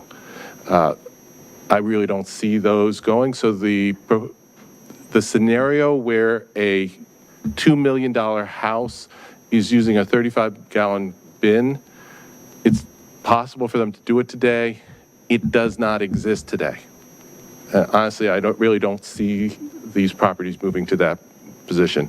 I encourage City Council to adopt the solid waste changes with the wider price differential. Furthermore, staff should inform City Council as soon as possible of how preferences change before next year's budget and fees are finalized. That way we can take another look at it with the budget process, which is, I believe, 7 months from now. It would be 6-7 months from now. That's it. Thank you. Thank you. Next, we have Dave Gustafson, followed by Lindy Hockenberry. Good evening. I'm Dave Gustafson, 302 West Columbia Street, speaking for myself. First off, a few thank you notes. Speaking of Repair Day, thank you for the great process making Little Falls Street safer for pedestrians. We've been happy to see DPW out there working on the sidewalk. Thank you, Mayor Hardy and DPW and everyone who's had a hand in that, because there have been some severe falls there that have caused ambulance visits. So we're very appreciative of that. Also, thank you for budgeting for a solar power system for Aurora House. I appreciate City Council and City leadership getting the plans, money, and staff in place to help reach our 2030 climate goals. And I also want to thank you for proclaiming October as Leave the Leaves Month. When we first moved into our home, I followed a common practice. I hired a big noisy company to come blow every leaf off of our property toward the street to have it vacuumed up. But then after much encouragement from the city and from Falls Church Forward, I've seen the light, and I'm here to tell you that it is better after breaking up with gas-powered leaf blowers. It is much easier to leave the leaves and just mow them in place.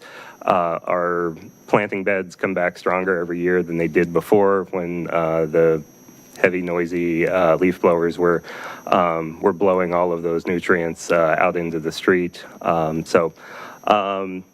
So I will just repeat that. It is surprisingly easy to leave the leaves. I'm going to be doing it again this year. And even just doing it for some of your leaves is better than doing it for none of your leaves. So the leaves break down naturally. They help the soil. They help pollinators. Everybody wins. We've reached the point where gas-powered lawn equipment is no longer necessary. I'd encourage the city and all residents to help accelerate the switch to cleaner, quieter electric lawn care. More than 60% of all lawn care equipment that's sold in the U.S. at big box stores like Home Depot and Lowe's is now battery powered, and the technology has improved dramatically in recent years. It's more powerful, it's quieter, and it's getting more affordable. Over by Founders Row, there's even a robotic mower that you can see moving around at night that's just sort of quietly taking care of the lawn. It's very cool. There are also lawn care services that will offer all electric lawn care. So if you Google Quiet Clean Nova, you'll see that they have companies that offer quiet electric lawn services. We're also offering gas lawn equipment recycling at the Recycling Extravaganza. So thank you to all the city staff. Thank you to Councilwoman Underhill for helping me make a video about how to recycle lawn equipment in the city. And thank you to Ms. Marchetti with DPW and everyone who's helped make that happen. So Falls Church Climate Action Network will have a bunch of information very soon about how to recycle lawn equipment at the Recycling Extravaganza, so stay tuned. Thank you. Thank you all. Next, we have Lindy Hockenberry, followed by Patrick Conley. Thank you. Am I okay?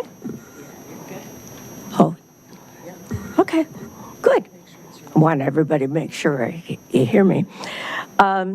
Mayor Hardy, members of the City Council, and Mayor Hardy, your words as to what are the proclamations, the special presentations were very much on track.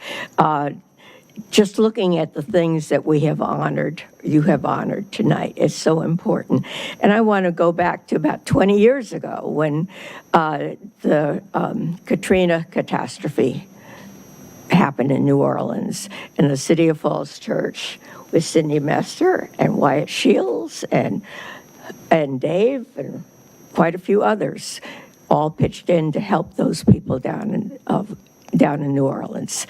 So I wanted to make that note and say how wonderful we are as far as how we help people and that we reach out to others. But this is an incredibly wonderful city. So proud of it. Thank you.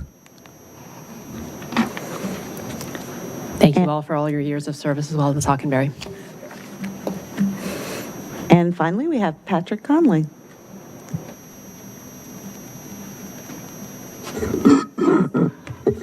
I got it. Okay. Good evening, Mayor and council members. I'm Pat Conley. I want to thank you for your engagement on Leave the Leaves this year. Through the proclamation you issued tonight, the engagement from the boards and commissions, the UFC and the ESC, and upcoming communications from the city this year to help encourage people to leave the leaves. This will help make a difference for our environment in the city and help people have an easier time maintaining their yards while improving their soil health. Building on Leave the Leaves, I'd like to talk about gas-powered leaf blowers, and I support a city ban on the gas-powered leaf blowers in the city. This equipment poses significant hazards to people through air pollution, releasing substantial amounts of carbon dioxide, nitrogen oxides, and fine particulate matter, causes health concerns. Both the operators and the residents face exposure to fine particulates and carcinogenic toxins, leading to asthma attacks, premature deaths, conditions like dizziness, headaches, and heart and lung disease and cancer, and a significant amount of noise pollution. Gas-powered leaf blowers generate high-intensity, low-frequency noise and can affect up to 90 nearby homes, schools, parks, while disturbing wildlife. This noise travels farther and penetrates homes more easily than the electric models, and disrupting remote workers, young children, daytime residents, and weekend recreation. In May of this year, Alexandria City Council passed an ordinance to ban gas-powered leaf blowers, marking a pioneering move in Virginia. I urge Falls Church to follow this lead and make the switch to electric lawn equipment. Implementing a ban will safeguard our environment, diminish air and noise pollution, and enhance the quality of life for everyone. Thank you. Thank you. Thank you. And that's all we have signed up for in this period. Great, thank you. I know we have some public hearings as we get further in the agenda, so if you have comments on those, we will have public hearings for those items. Let's move on to the annual report of the library board.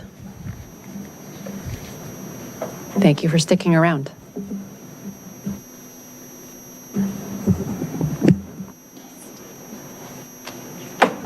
That's too high. Hi, I'm Elise Stein, and I'm looking for my notes.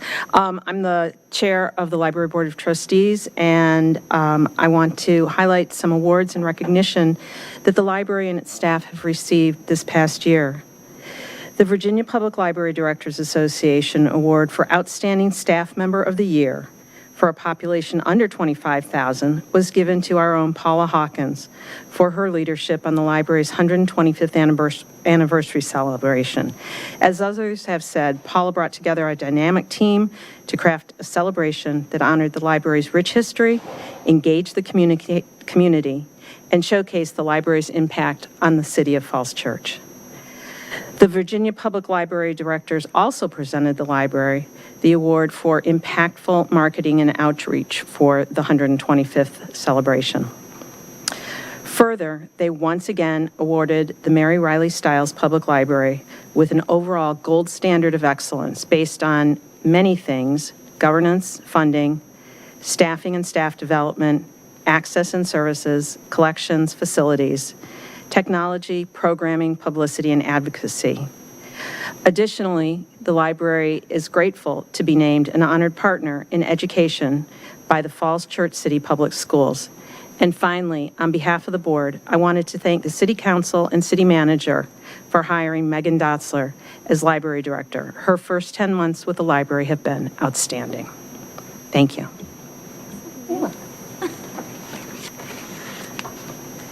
Thank you, Elise, and hello again. What a fun night to be here to give an annual report, my first annual report with the city. I'm so pleased to be here. I'm not going to go through the entire annual report, but I did want to pull out some highlights for you all.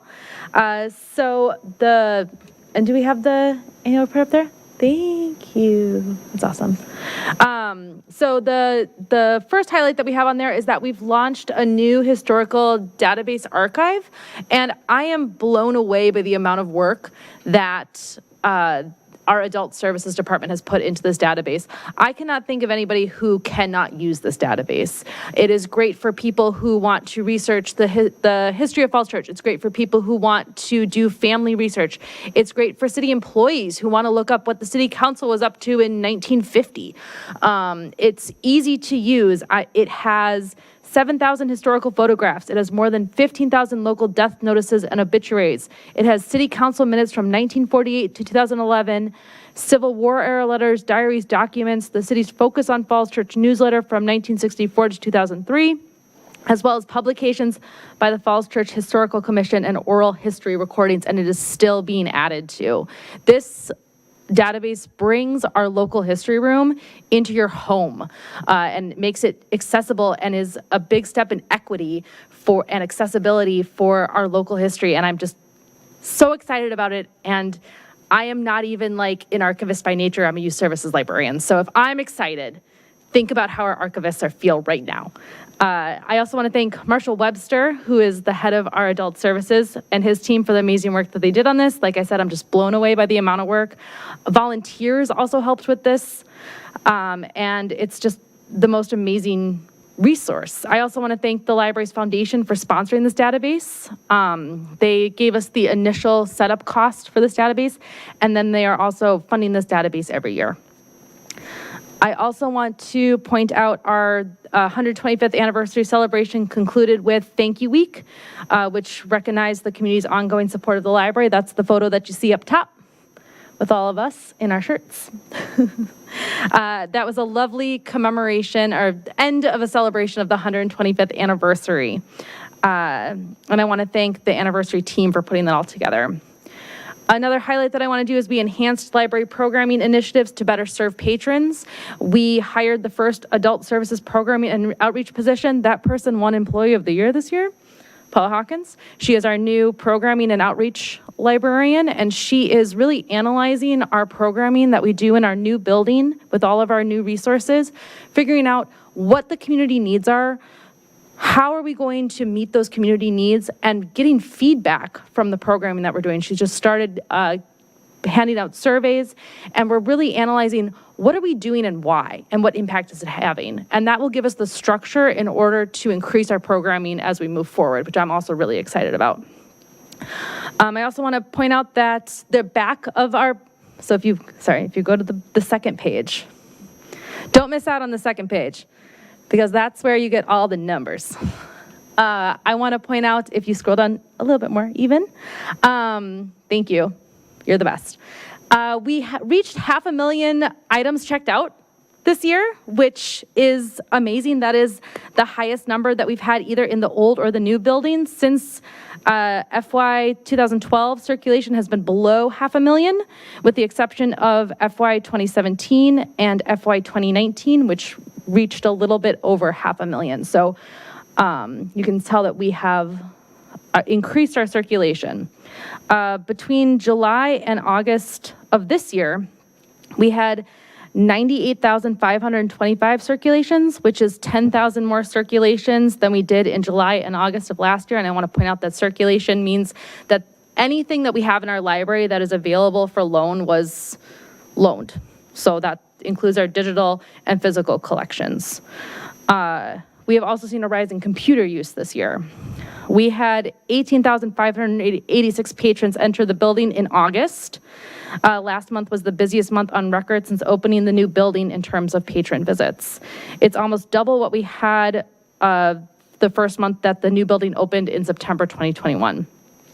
And this is my favorite fact about the library, which is that we have 31,014 patron accounts or people with library cards, which is over double the residents in the city. This is the first library that I've ever worked for where we have double the library cards of the residents. We also have, we had 18,586 patrons enter the building in August, which is also higher than the amount of residents that live in the City of Falls Church. Thank you for your time. I'm happy to take any comments or questions that you have. Great. Thank you, Ms. Dotzler. Thank you for leading such a beloved part of our city, too. So, Ms. Downs. Thank you so much for your leadership, and we had a great reception celebrating Ms. Hawkins earlier this evening. I loved reading this report, and just two quick questions. One is, I really enjoyed reading about the local history digital archive. How do we promote that to the wider public to let them know that that's available? That's one of our strategic goals for this coming fiscal year because we've just soft launched it. So right now we're identifying community members and also community organizations that we think could really use it and reaching out to them. We're also going to have programs around it where we invite the community to come in and learn how to use it. And then we'll be featuring it in other newsletters and announcements, working with our communications department in order that people know about it. So at this time, it's been soft launched, and one of our strategic goals, because we have strategic goals for every year, is to promote this database. So we're looking forward to doing that. That's great. Ms. Connolly, I look to you putting your school hat on. It also might be a good thing to partner with the schools on this. I'm thinking AP Gov at Meridian and also the civics classes at Mary Ellen Henderson Middle School. So I think there's a lot that our students could get from that too. Absolutely. And we're hoping to use, we have a student representative for our trustees, and we're hoping to let them get settled, but then pick their brain for how we can best promote this to her peers. Great. Thank you. And my other question was, I noticed that recently there was a fundraiser at the Falls. And was that the Library Foundation held that fundraiser? It was. So our Library Foundation does fundraising for the library. Okay. And so I just was curious, I noticed in your report that the foundation contributed $45,000 over Correct. is that in line with past years? Do you know? I mean, I know you're relatively new, but is that... Jenny, feel free to correct me, but I believe that $45,000 is traditionally what they give to us in one lump sum every year. And that goes to the database, it goes to our e-magazines. Most of our adult programming comes from our foundation, and the Vox collection, which is our audiobooks for kids. Okay. Is there anything, one of, that's what I felt, I sit on the board of the Ed Foundation, and we sort of do this, have the same role with our schools, sort of providing that funding that's not in the budget. But, speaking on behalf of my colleagues, the library is such an important part of our community, and I have, especially folks who live in the community who might be empty nesters or retired people that really see it as a source of community connection. Is there anything that those of us up here can do to help support the library, or whether it be budget or what have you? What would a couple things on your wish list be? Sure. Thank you for asking. I would say I recognize that the city has definitely needs when it comes to budget, and libraries are really good at figuring out how to utilize our budget and use our money to the best of our ability. I would say that a concern that I have right now is our utility bill. So our utility bills have increased in our new building, and we have always found a way to cover that utility bill, but that would be a very practical suggestion. For the foundation, I always think about the library as a cake. So the city gives us most of our funding, which we totally appreciate. I believe it's 80% of the funding comes from the city, so that's our cake part. That's the chairs, the staff, which is the most important part of our library, the collection, all of those things. And then our foundation is our frosting and our sprinkles. So anything extra that we get to have. So right now we are recruiting for our foundation board. We need a secretary position. And once our foundation is even stronger than it is right now, I think that they'll be able to do some really interesting and innovative and fun fundraising that can also help support the library. Great. Thank you very much for that Generally report. appreciate your support, so thank you. This has been libraries, I think, face a lot of challenges, but what I always say is that you can do anything when you have good support, so I appreciate your support. Thank you. Other questions or comments? Ms. Connolly? It's been my pleasure to be the council liaison to the library board for the last few years. And it's been a pleasure to work with you, Megan, and Elise, and all the members of the library board. I always look forward to the meetings of the board, such a deliberative and thoughtful body and dedicated group of people. The work the library is doing is stellar. So you deserve all the star awards there are, because our library is such a wonderful place, and people come in every day and just can't believe what a wonderful, warm, welcoming library we have. That's why we have so many additional library card holders, because it is a wonderful place. So thank you for the work that you're doing. Thank you for the partnership with the schools. Ms. Downs' idea to work with the schools on the data. The archive is a really good idea. I've gotten lost in there a few times, gone down a few rabbit holes to look at such cool stuff. So thank you for that as well. And I appreciate all you do. Thanks. Yeah, thank you, Mary Beth. It's been a pleasure to work with you. The trustees, all the trustees have been wonderful to work with and just really supportive in my first 11 months with the city. So thank you. And I will echo that and say truly what is special about our library is the staff. The compliment that I get most about our library is that it's warm and welcoming and inviting, and that is because we have a warm, welcoming, inviting staff who have the support that they need in order to do their job well. Great. Other questions or comments? Great. I just have two quick ones. Sure. So it's great to see circulation and visits increase. And I think your circulations are new kind of high water marks. So that's terrific. I know that COVID changed behaviors with a lot of how people use public facilities and visits. Are we seeing things rebound now since the pre-COVID numbers as well? Sure. So our circulation numbers are pretty solid, and the way that we track library usage is, I would say, through circulation, because the way that we've tracked foot traffic in the past is not consistent with how we do it now. We have a much more advanced system to do it right now. So I would say that we are seeing an increase in foot traffic, and then we have, like I mentioned, seen an increase in circulation. So that shows me that we are back up and beyond most of our pre-COVID numbers when it comes to circulation. Okay. Does that answer your question? Yeah, I think I remember from previous years that we had different ways of counting, so there was no great pre-COVID comparison versus now. So I've included in this annual report the statistics for since the building reopened, which I think is a really good marker for us, because before COVID, there was a whole different building, which means that people were not only using the library in a different way, because pre-COVID, people used the library differently. During COVID, I was not here during COVID, but from my experience, people learned how to put stuff on hold. And then people also really dove into digital collections. That was my experience in my previous position during COVID. But there was also a different building. So how people use the building would have been different. So here I've included statistics since the new building. So you can kind of see trends, which are trending upward. Got it. You mentioned increase in utility costs, which sparked kind of a previous conversation we had, because I think as part of the library upgrade, we did get some eco upgrades. Is it just a matter of turning off more of those lights? Like, what do we need to do to bring down our utility costs?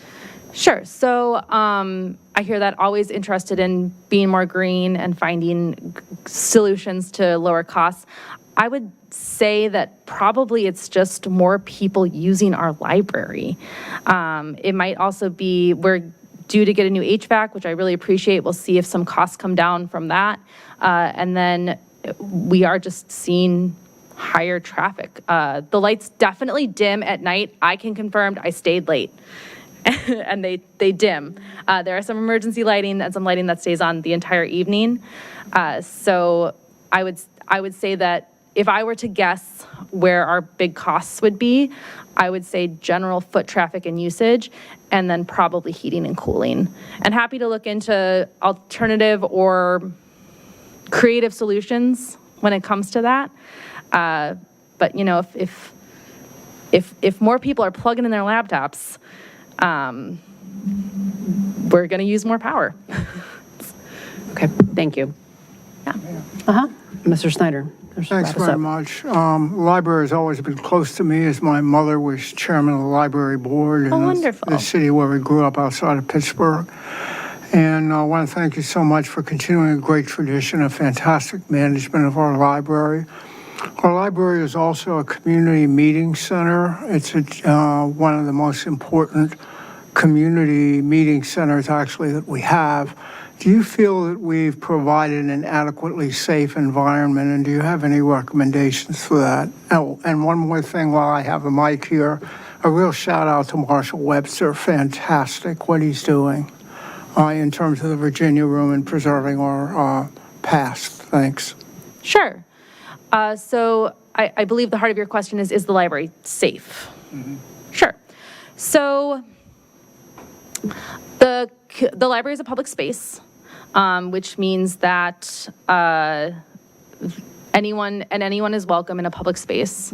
I would say that we do our best to put policies in place along with the trustees who read and approve all of our policies, to do our best to put guidelines and parameters around behavior in the library so that it is a welcoming environment for everyone. As far as children go, we leave it to parents to also have discussions with their kids about how to use their library well and how to use their library in the ways that the parents want their kids or caregivers want their children to use the library, and also keep in mind normal Be Safe rules. And our policy also talks about what ages Virginia guidance says you should be in the library with or without a parent or a caregiver. And then generally, our library staff go through training and try to be aware. And then our behavior guideline also talks about reporting behavior to staff. And I will say that the police department here and the safety department are the best I've ever worked with. Chief Fard has been fantastic and done meetings with me about library safety and library policy, and also what happens when, unfortunately, sometimes we have to ask people to not come back to our library. And so working closely with him, we do our best to make it as safe as possible. That being said, it is also a community space.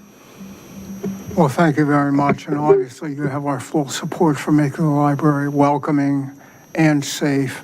And it's a wonderful institution, so thank you. Thank you. Thank you. Anything else? Great. Thanks, y'all. Okay, I think we're ready to move on to the report of the city manager. Thank you, Mayor Hardy, members of council. I'll be brief. I know we want to get to the agenda. Just two things to report. One, I want to invite everyone to participate in an assessment that we're conducting on our building safety programs. So if you've applied for a building permit, or if you have a contractor that's applied for a building permit, whether you're a homeowner, a commercial establishment getting a commercial tenant fit out, we want to hear from you. And so if you go to the city website, right there on the top banner is a link to conduct a feedback form where you can provide us with kind of your experience, but also what your thoughts are about that process. I want to thank our building official, John Russell, and our deputy building official, Dilraj Sidhu, who have embraced this. What we want to do is take this input, then do some deeper dives with key stakeholders. And then from there, we're mapping out our processes right now. And from there, we'll make decisions on process improvements, technology, and how we can serve the public as well as we can. We've got a very strong professional staff. And our goal in this whole effort is to make sure we have the processes and the tools that staff need to be successful. I also want to thank Deputy City Manager Andy Young, who's kind of convened the whole team to help move this effort forward. I'd be happy to answer any questions on that. The second thing I'm reporting on is this is a big weekend coming up in the City of Falls Church. We have the Falls Church Festival. All are welcome here to the City Hall campus and the Community Center campus on Saturday from 10 to 4. We'll have the Taste of Falls Church. We'll have the beer garden. We'll have live music, and all are welcome to that event, a great celebration of Falls Church. And on Sunday, we have the Falls Church Education Fun Run. That's at 8 in the morning. That goes 5K run through the city streets. Everyone who has streets that have been impacted have been notified, but we invite everybody to participate in that. And if you're not, you're welcome to be on the street to cheer the runners as they go by. I'd be happy to answer any questions. Great. Thank you for those two updates. Do we have questions for Mr. Shields or council requests? Ms. Down? Quick question. Thank you, Mr. Young, and through government operations, we've been working on this. Well, not working. We had a discussion, and Andy's doing, Mr. Young's doing all the work, but on the permitting process. So I just was curious, I know it's early, but how have we received some input from, do we need to get that link out more to get it out to the, or are we getting some feedback in? We are getting feedback in. We've been, I think we've been trying to hit a lot of places to get word out on this feedback input instrument. We are planning to close it this week, so Thursday. So do tell people about it. We've tried to promote it in all our normal channels. Right. But so help spread the word. Okay. And thank you for doing that survey. I Direct think outreach to, a lot of this is kind of business to business. Right. Relationships, so our contractors, we're letting them know and really great. getting the information right in their inbox so that they can participate. Great. Thank you so much. Other questions or council requests? Ms. Flynn? This is one that maybe you'll have to do sort of a follow-up on, but I was wondering if you could give an update on the RainSmart program, or whether there were changes in terms of how the city was thinking about the RainSmart program. I hadn't heard anything, and then it came to my attention that maybe we weren't where I thought we were with the continuation of RainSmart. Yeah, let me, maybe we could follow up offline, but I'll also follow up with staff on this. Yeah. That's it. Questions or requests on this side? Okay, I have two. I think I raised a couple weeks ago about the pedestrian detour signage at the Maple and Annandale roundabout project. So I still have the same concern that it's really visible just for cars and not pedestrians, because every time I walk through there, because I've been going through there a lot because of the concerns we've had about people running that stop sign at Gundry and Annandale, the signs are still high up. They're really meant for cars. And I feel like if we are going to have a city project, we should meet a higher standard to make sure we are telling pedestrians where they need to detour, because people are still playing Frogger across Maple and Annandale because they don't see the signs until they get to the closure, and then they want to dash across. So it'd be great if we can rectify that. Second thing is flag, as well as kind of a request of the city manager to work with the schools. So I think, as the news press reported a couple weeks ago, our school enrollment numbers, while not official, because I know those are official September 30th numbers, are around 2680, if I remember, which is actually not only below projections, but below last year's enrollment. And so we do expect it to change. That is the big caveat. But I would ask city staff, we normally collaborate with the schools on the where students live analysis. And so given that we were actually expecting an increase of 150 and instead are seeing it potentially a decline in enrollment, that is concerning. And so I don't know if there are macro factors involved. So in light of all the new housing we're adding, that is especially kind of worrisome.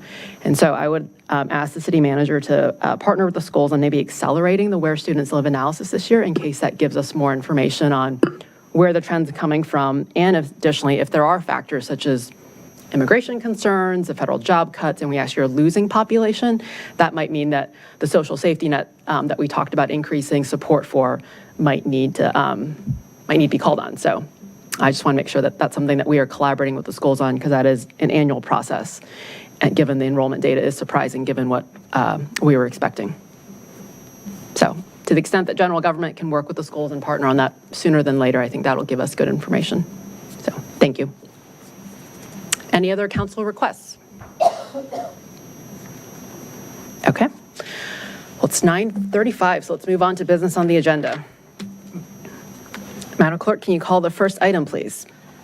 Yes, our first item for second reading and public hearing is TO 25-13, ordinance to amend Chapter 40 taxation, Article 7, tax relief for low-income elderly or permanently and totally disabled, Sections 40-133 and 40-134, to amend the definition of gross combined income and the exemption and deferral eligibility guidelines for income, assets, and percent of exemption and/or deferral.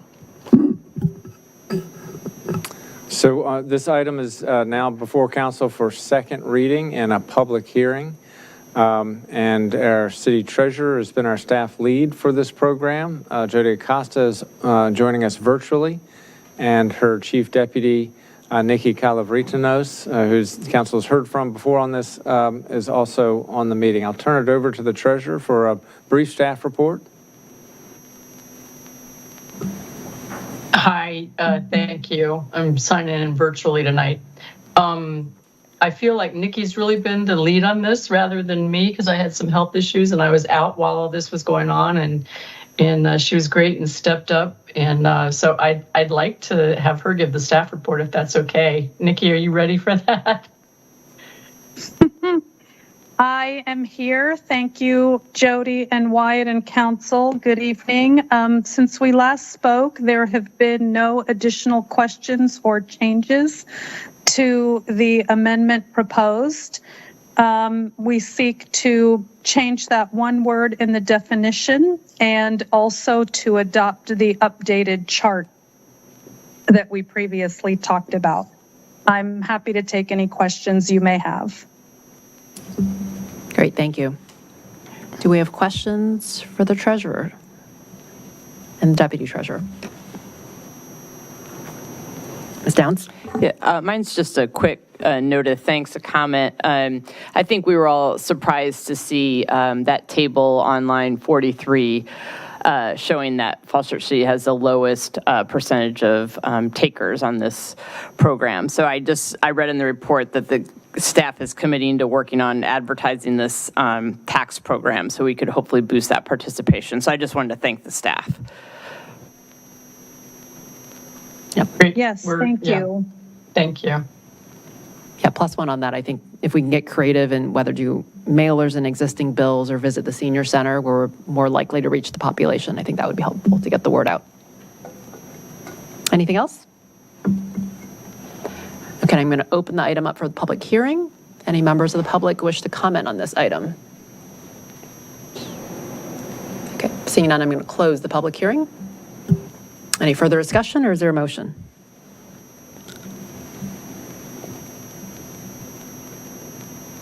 Move to adopt TO 25-13. This is Ms. Hiscott. Do we have a second? Second. That was Downs on the second. Can you call roll, please? Ms. Conley? Yes. Ms. Downs? Yes. Ms. Flynn? Yes. Ms. Shantz Hiscott? Yes. Mr. Snyder? Yes. Ms. Underhill? Yes. Mayor Hardy? Yes. Motion carries 7-0. Thank you, council. Great. Let's move on to the next item. Yes, next we have TO 25-14, ordinance to amend, reenact, and recodify Chapter 34 Solid Waste of the Code of the City of Falls Church. And Mayor Hardy, I would recommend maybe we read all three items and so the staff report can address all three together. So the next item also is an ordinance to adjust the fee for solid waste. And then the third is an ordinance to amend the tax rate for the current tax year. That sounds great. Let's do that. All right, so we also have TO 25-15, ordinance to set the solid waste collection fee in accordance with Chapter 34 Solid Waste, Section 34-3, Residential Solid Waste Collection of the Code of the City of Falls Church, Virginia, as of July 1, 2025. And we have TO 25-16, ordinance amending the rate of tax levy on real estate for tax year 26 as previously set in Ordinance 2091 in order to account for revenue generated from a new solid waste fee. So our Deputy City Manager, Andy Young, will give the staff report tonight, and we'll focus on changes that we've made since the council last saw this. This item, all three of these items are before the council for final consideration after a public hearing on each one. I also want to note that our solid waste coordinator, Lonnie Marchetti, is participating virtually and can answer any questions the council has. And our superintendent of public works, Herb Holmes, is also participating virtually.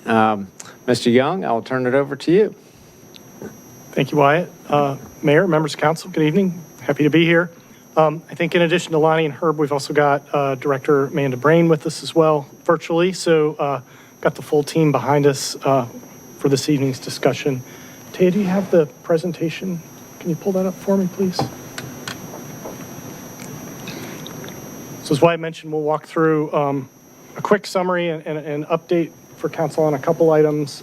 I think for starters, with the changes before you this evening, we're proposing that we'll address three main policy objectives before the city. So we'll provide a financial incentive for solid waste customers to throw away less by instituting a fee based on refuse cart size. Implement a new organics cart for recycling of both yard and food waste, which will simplify yard waste disposal and provide a cost-effective approach for expanding food waste composting in the city. And, address the fairness concern that the current practice of paying for curbside solid waste services through general taxes is unfair to residents of multifamily condo buildings. Next slide, please. So as we've talked about before, the summary of the proposed changes are a two-tier fee based on refuse cart size, rolling out a new organics cart for both yard and food waste, providing elderly, disabled, low-income relief through the real estate tax relief program. The new fee will be billed through the real estate tax bill, and we'll have a strong communications campaign throughout FY26. So to both explain changes as well as encourage adoption of the new organic cart service. Next slide. So the program's around $1 million in total costs. This equates to a 1.5 cent reduction in the real estate tax rate. And before you this evening, on the next slide, is a two-tier fee with a $100 difference. And so the fees would be $236 for the 35-gallon cart and $336 for the 65-gallon cart. After review of this with the city attorney, we've determined the particularized benefit of the 65-gallon refuse cart being larger, 86% larger, makes the $100 fee difference defensible. Next slide, please. So newly unveiled this evening, so staff's recommending a yellow cart as the cart color, for its kind of positive appearance. That's distinctive from the existing carts for refuse and recycling in the city today at gray and green. The team's come up with a creative marketing campaign on the lemon life cycle. Something like this isn't used in the city today, but it is used by similar jurisdictions, DC in particular. The team went through a number of alternatives, but ran into a lot of them not being distinctive from the carts that we have for our other services. Blue is traditionally used for recycling, brown is too dark, and red's an issue for color blindness. Next slide. So for our organics cart deployment, so a couple changes to share with you this evening. So we're intending, pending adoption this evening, of course, launching the input form by the end of this week. So we, rather than just kind of treat it as an opt-out form, we're going to encourage everybody to respond. And so we want to know if folks want a 65-gallon organics cart, a 35-gallon organics cart, or no organics cart. In addition to the digital campaign that'll get launched at the end of this week, we intend to mail out postcards to all 3,107 customers later in September. In addition to this, we'll be doing targeted outreach to the townhome communities. So we currently have a list of 13 separate homeowner association contacts that we'll be reaching out to and working with each of them to figure out the right engagement for their community. And finally, the default cart size that we'll select for each customer, should we not hear from them, will be to match their current trash cart size. So communities that only have, or customers that only have 35-gallon carts or no trash carts, we won't be sending them 65-gallon carts. So with these series of changes and an aggressive marketing campaign, our intent is to shift to a one-phase distribution of carts citywide. So I think hearing council's feedback from our last discussion and the rollout of carts taking until closer to the end of the fiscal year, this is a way for us to get carts to all the customers sooner. It's dependent on us getting good information on what folks want. And so that's where the marketing campaign and the communications push is going to be really important, as those will be the primary means of us not over ordering carts. We do have an option to store carts for future use. We store some recycling and trash carts today. So American Disposal Services can help us with some of that. And our property yard operations team will have a plan in place to do some swaps, which will inevitably have some as the deployment is completed. Next slide, please. So the timeline is primarily what you've seen previously, except for the one-phase cart ordering, which we'll order carts after the budget amendment, I think November 10th, and we'll have the carts roll out by March, if not sooner. And then the completion of compost crew services will still go until June. Next slide, please. So rather than include the refuse cart change option with the organics cart, we're going to break that out as a separate communication effort that'll take place in January and February. So, And we'll use a similar multi-channel approach to what we're doing with Organic Carts Communications. So there'll be a digital campaign as well as postcards to all 3,107 customers. So we think handling this separately will avoid confusion with the organics cart questions that we need answers to. And collecting that information by the end of February will help us inform the solid waste fees for FY27, which we'll present as part of the budget process. And I think we'll provide, as part of that, provide an update on the program, I think as Councilmember Snyder was requesting when we met a week ago. Next slide, please. So as we've kind of shared previously, we'll have an aggressive communications rollout. The fall focus that'll start later this week will be on the organics cart, and the winter 2026 focus in January and February will be on the refuse cart change opportunity for our customers. And then finally, last slide, please. So the fall budget amendment components, 2 minor changes, a little bit of a different number with the solid waste fee relief estimate. And we put in $15,000 to handle the communications plan that I've kind of articulated previously. So a couple rounds of postcards, some other print materials, door hangers and the like that'll help us make sure that this is effectively communicated to all of our customers. And so with that, we're happy to take questions on anything we presented or anything in any of the staff reports that we shared with you this evening. Great. Thank you, Mr. Young, for getting us to this point. Ms. Connolly. This is just a quick one, Mr. Young. When does our contract with American Disposal expire? I think that's in the code. Staff report, I want to say like 2028. Staff report, but I believe it's January 31st, 2029. Yeah. 2029. So when would we start rebidding on that one? Sometime in 2028. Is it like a 6 month or yes process? Yep. Yeah, so it would be summer of 2028. Okay, thanks. Mr. Snyder. Thanks for a lot of great work, and thanks to the citizens who served on the commission. 2 quick questions. I think there's going to be a lot of interest in some of the options to save money and to throw less, particularly going from the 65 to the 35-gallon bins.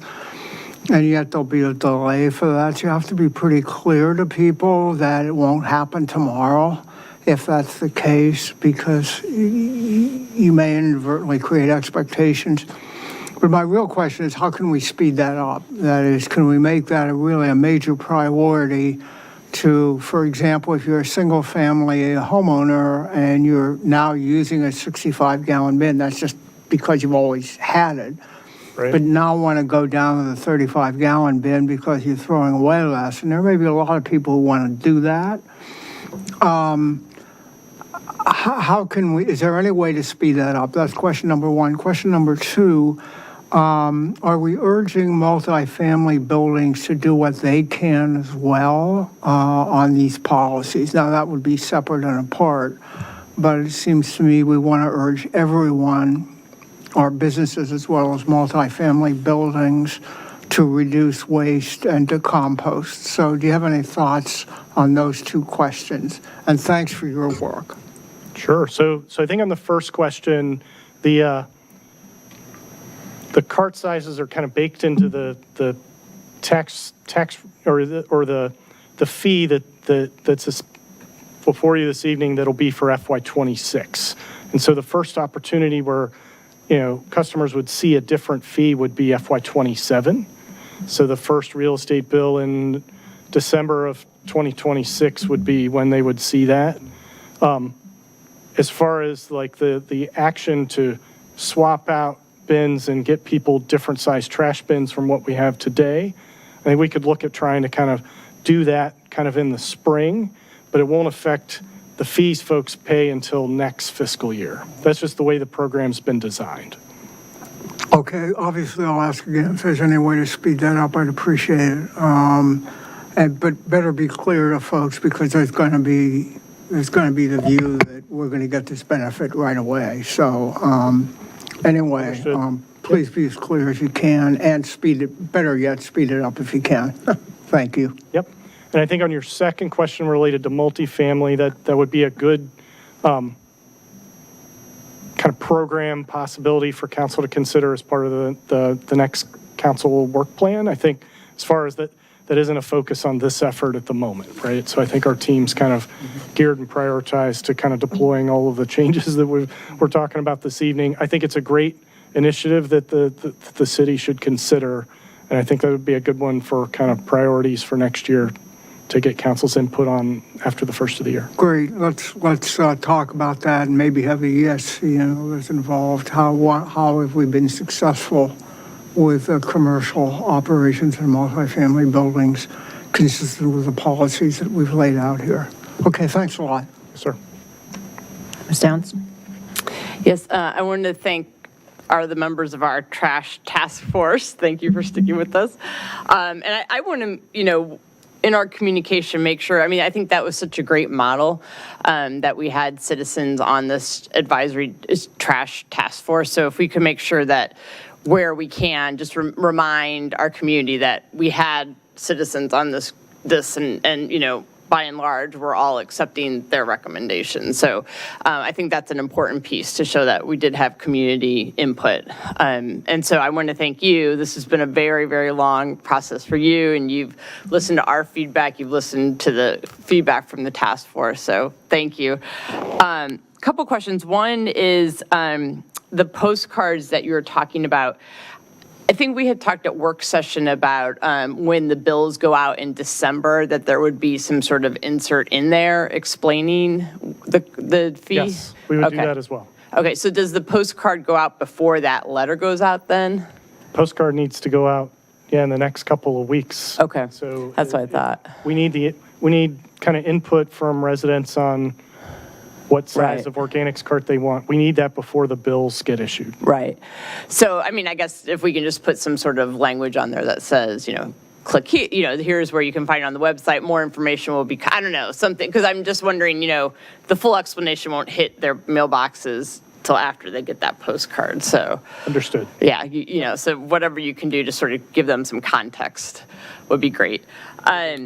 And then, one thing I think, and I know Ms. Flynn actually brought this up back when we first started talking about this, when we're, I lost the staff report, but on lines 24 through 33, when we're talking about the objectives, one of it too is just to follow our own city code, because our city code says that, receiving solid waste services, that residents pay a fee, there should be a billing schedule, and the due date of that payment is up to the city manager. So I'm not saying you have to add that, but I just do think that's something that's important to remind the community that we are following our own city code. And then a couple other things. I think, we talked about the difference in cost, and bin is helpful to try to promote reduction in trash. But I also think it's important to remind people, for me, part of the reason is, we talk a lot about how these taxes are shaking out, and the houses with less assessment they're not getting as much tax benefit. So the idea to me would also be that if you have a smaller house that doesn't have as high of assessment, likely they're going to produce less trash, so then they can have a less expensive option. So I think that, for me, that's also part of it too, is that trying to address that piece of it is I think, helpful. And then finally, I guess this is for Mr. Shields. I still would like to, at some point, I know Mr. Murphy tonight during his public comment spoke about this, about the commercial businesses, how they're going to benefit. So I still would like to, at some point, talk about CNI and whether that's a tool. I know there's pros and cons, but I'd love to have a deep dive so I understand the pros and cons of that, and if that's something that, we want to look at, or maybe just hold off unless things really take a turn for the worse in terms of the economy and things. But I would like that as a future work session at some time. We can certainly schedule that, and we have started renewing our research on that. and reaching out to surrounding jurisdictions about how they're using the proceeds from the CNI tax. And we'll share that information with the city council. We want to do it early this year, not sort of have it be something that gets presented with the budget. If the council wants to go in that direction, we want you to have information to inform that policy in the December, January timeframe, so we'd have a chance to communicate about that well in advance. Okay, thank you very much. If I could make a suggestion, maybe we start a budget finance committee this fall, and then we could bring it to a full council work session, just so that if there's initial questions, I'm just looking at Ms. Connolly if she's open to that. Talking about CNI, maybe benchmarking with what other jurisdictions do in budget and finance, and then we could bring it to a council work session. Okay, other questions or comments?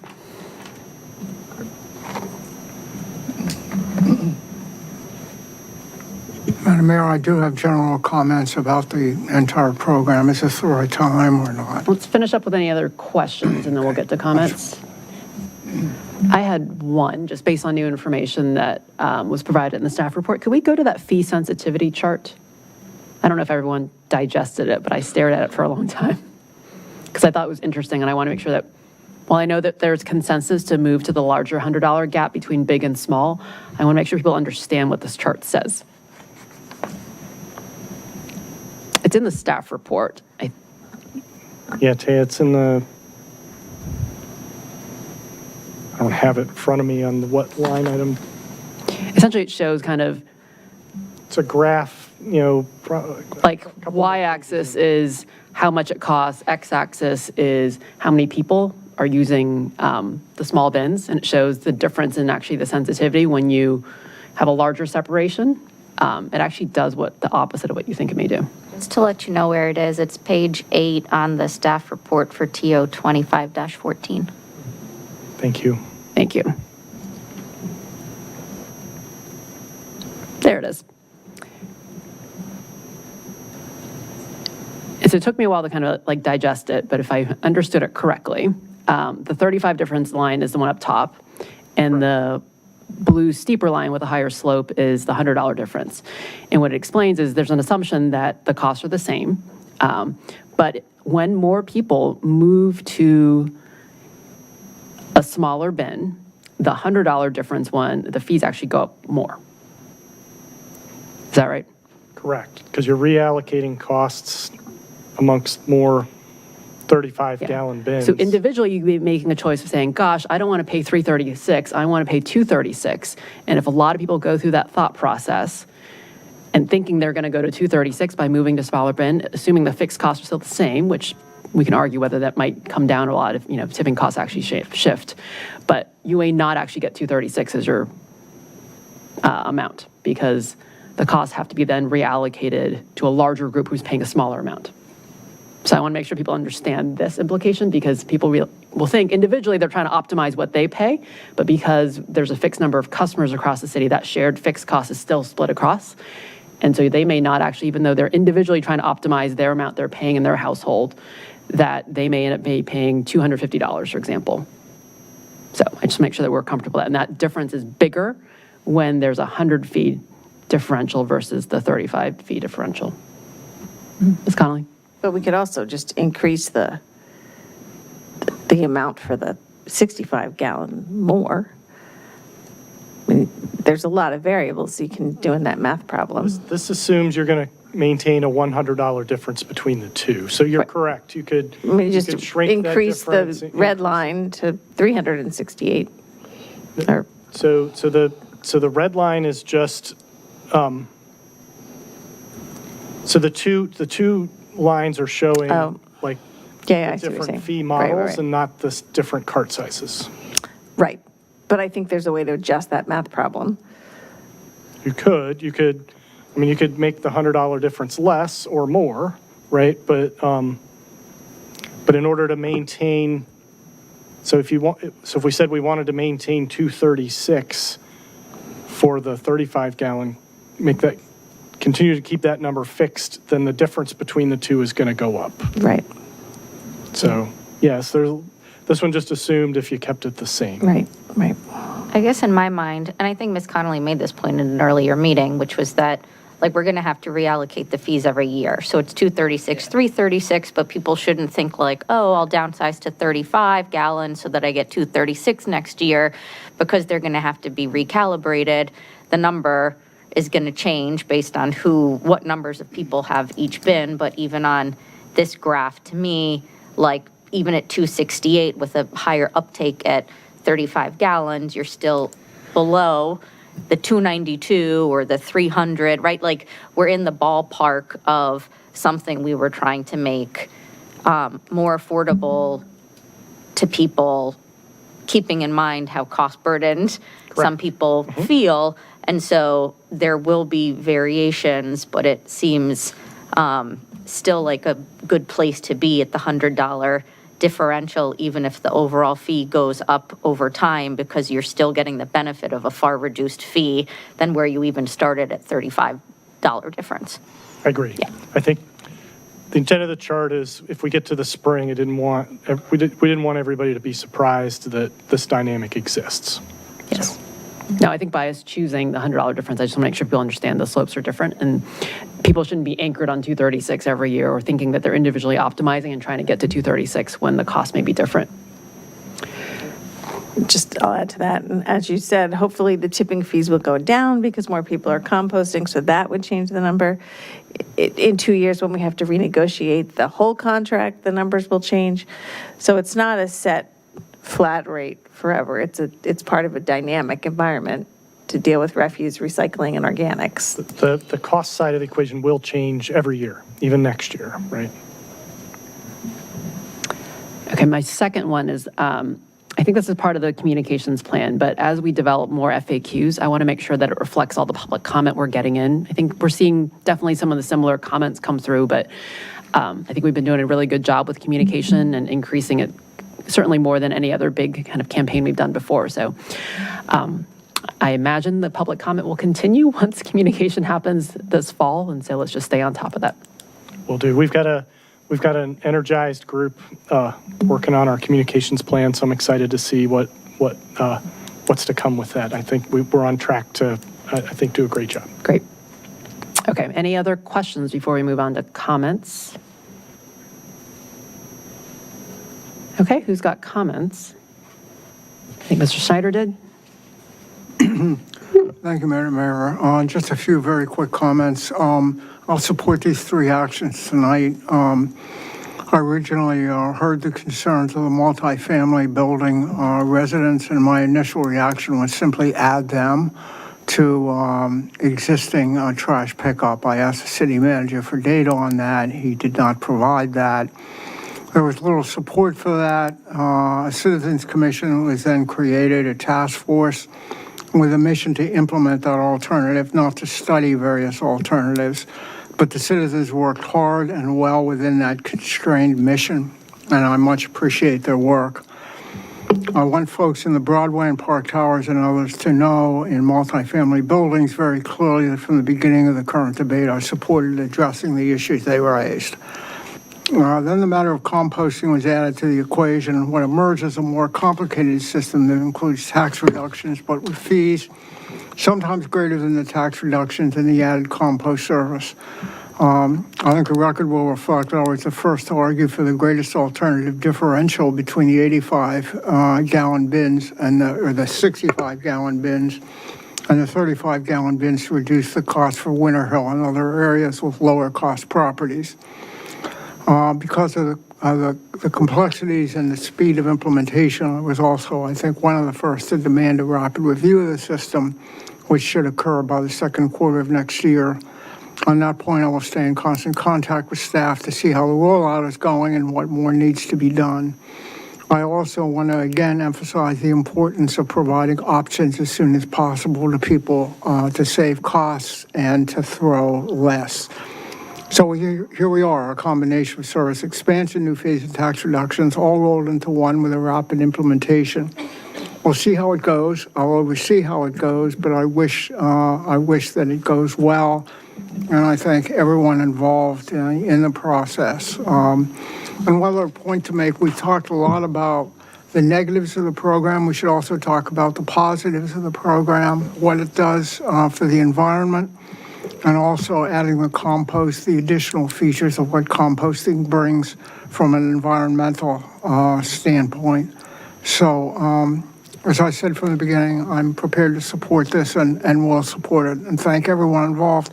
And I especially want to thank council colleagues. We've worked very hard on this. We've asked tough questions, and I think we've got an interesting program with multi factors in it, and we'll see how the communications goes. But I want everyone to know that I'll be a partner in the effort to make this work as effectively and as efficiently and fairly as possible. Thank you. Great, thank you.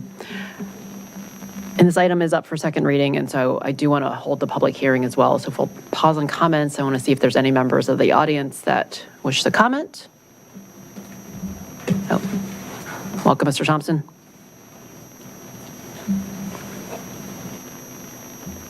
Oh, is this on? No. Yeah, I just want to say a couple things. First of all, I want to thank Andy and the task force that we worked with. I thought that this was a collaborative effort. We came in with our concerns. It really wasn't an effort to take one side versus another side. It was really an effort to try to figure out how do we put the cost on the people that receive the benefit, number one, but number two, how do we minimize the cost on people that are going to be cost burdened, and that was really part of the idea of this split fee, which is an innovation. And I think the city should be proud that it's taking an innovative approach to this. Secondly, I'm here mainly because I want to follow the process all the way through. Because one of the things this did do is it did generate a community of feeling among the condominium community, many of whom, and myself being one of those, did not know this existed, or this what we discovered and believed to be an unfair situation, that it even existed. And I think we are going to be working together. I'm going to keep them informed about this hearing, and I do see opportunities for us to work together as a group and together with the city. One of the comments about composting.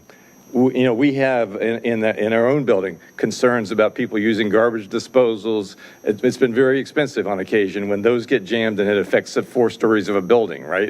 And it costs flood and insurance. So we've been trying to minimize the use of garbage disposals and make sure they're used responsibly.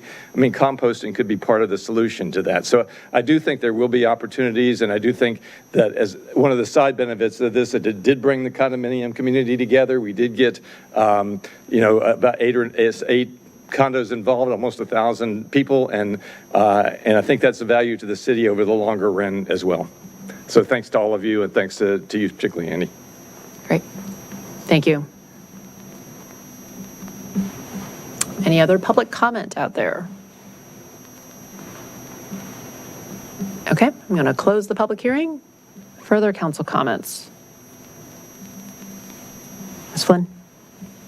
I'll just say thanks to everyone again. Thanks also to Mr. Thompson on his community organizing efforts yet again. And I think it's true that we'll benefit from the condo owners sort of having increased contact and communication and hopefully problem solving on sort of your own composting issues that you'll now be able to troubleshoot with the benefit of more minds. Like Mr. Snyder and my council colleagues, I'll be supporting this. I think that communication, as we've all discussed, will be key, and I know that staff will be patient and approachable with the community when there will inevitably be, lots of questions about, why this happened or when this happened or how this could have happened. And like my colleagues will be here, to support you when those questions come in and to help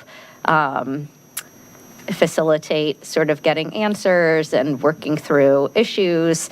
And just really want to thank you in advance for sort of being flexible and open-minded in the feedback so that when we are able to have kind of ongoing conversations here and hear about how things are going, that, we can have productive conversations about what, tweaks may ultimately be needed and kind of where the program is going based on the feedback that we're getting in order to have like as much community buy-in over time as possible. And like Ms. Downs, separate and apart from this, I am also still interested in having a conversation about C&I tax. My understanding is that it primarily is geared towards transportation costs. And when we see sort of the CIP budget and the costs, of the transportation infrastructure and the transportation improvements that we need to do year over year, and with the questions about sort of federal funding or terms and conditions that will be associated with federal grants and sort of pass-through grants over time, I think looking at the CNI tax with a lens to, how our businesses may also, be burdened given the economic environment will be important to try to problem solve on those costs going forward. So we'll look forward to having all of those continued conversations with all staff's help. So thank you. Oh, and also, if you do hear, we had the conversation about the income relief program, which I'm happy that we both accomplished the wider differential and that we also have the income relief. And as staff does get feedback, if they determine that there are people who are sort of facing hardships that are not necessarily in the disability and senior relief group, I would like to, continue to have that conversation for further tweaks in the program to the extent necessary based on community feedback. So thanks. Other comments? Ms. Downs? I just second that last, I second all of it, but especially that last comment. Thanks. Patty, may I speak as well? Yep. Go ahead, Ms. Scott. Yes, I'd be, I won't restate everything that my colleagues have shared because I agree with most of everything that's been said. I just wanted to add a third for the review of the CNI specifically, and then just an additional comment from the ESC on behalf of ESC. Thank you to everyone for agreeing to move forward with composting and with the larger differential, which I believe is what the ESC supported upon their review as well. Thanks. Comments over here? Yeah, I'll just, there are a lot of moving parts in this ordinance, and so I appreciate staff and the task force getting to the bottom of it. I think that was the benefit, as someone else said, of a citizens task force to be able to really work through that, but also to be supported by staff. I look forward to seeing sort of how the implementation. I appreciate that you're going to speed up the organics carts. I think that will be very helpful. I think in communities like Winter Hill that have all those bins lined up along the side of the road in certain places, that's going to be a challenge. So that'll be another interesting to see how that evolves. And I'm hoping that there's some kind of dashboard that we'll just be able to see quickly at a glance. This is how many people decided to compost. This is how many people didn't compost. This is how many bins we have. Maybe there are shared bins, and that's an option when you send out that postcard. Just to be able to see how this is going, because I think that's the piece of it. It's new, it's different. It's not something that we've done in Falls Church, although our neighboring jurisdictions have done it with success. So I think that also bodes well for us that others have done it with success. There's definitely some fear of the unknown, myself included, and others in the community. Just no one knows what is this composting going to look like, and how am I going to put my bones and my crab shells and my yard waste all into one bin. But it works somewhere, so I'm just going to trust that it's going to work. But I understand that concern of how is this actually going to work. So I will look forward to the communication and also to the review at the end. So thanks. Okay. I guess I'll have some quick comments just to wrap up. First of all, thank you again to staff and the Solid Waste Task Force for being patient and deliberative and creative and thoughtful and try to tackle this problem. So we really appreciate how far you got us to this point since we've last discussed this, I guess, October 2024 now. So thank you. I actually got feedback from members of the community. I was going to call them young people because they were like 20 and 30 somethings. They're like, why are you guys dealing with trash? Like, this is just not that important. Like, you should just solve it and move on. And so I was reflecting a lot both on their comments and obviously the state of government. And I thought about what is government supposed to do? And government should be in the business of solving problems, big and small. And I think we are partially here because sometimes, frankly, government doesn't work. I think people are frustrated with people not solving housing, not solving cost of living issues, not solving all the things that are, wrong right now. And this is a really great example where we are trying to solve a problem that has been long discussed but not tackled for years. And also actually happens to meet policy objectives that we have long held. So between fairness, reduction in waste, and doing it in a cost-effective way, I think it actually hits all those three of those points beautifully. And so thank you for kind of showing how government can work and solve problems. I was also thinking about how after the weekend I gave a speech I was on a panel about how, growth is good, but change is hard and transitions are hard. And I think this problem and where we've gotten to today is a result of the little city growing up. So as we've diversified our housing stock and become more diverse, more than half of our housing stock is multifamily. And we have a nice benefit, as Ms. Thompson said, that we are bringing multifamily communities together and finding that we have more similarities than differences. I think that's a wonderful side benefit. But as we have diversified our housing stock, this is one of those things where we just need different ways of doing things. And so I'm grateful that we've had both staff and the Solid Waste Task Force leading us through that transition. And with all the other changes, I think the commitment of we're going to monitor this, see how it goes. There's always room to improve, so we're not done yet.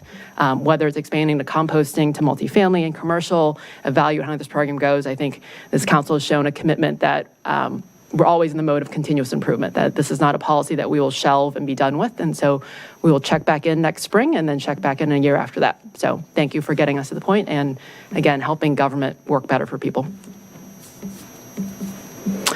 Okay, with that, do we have a motion?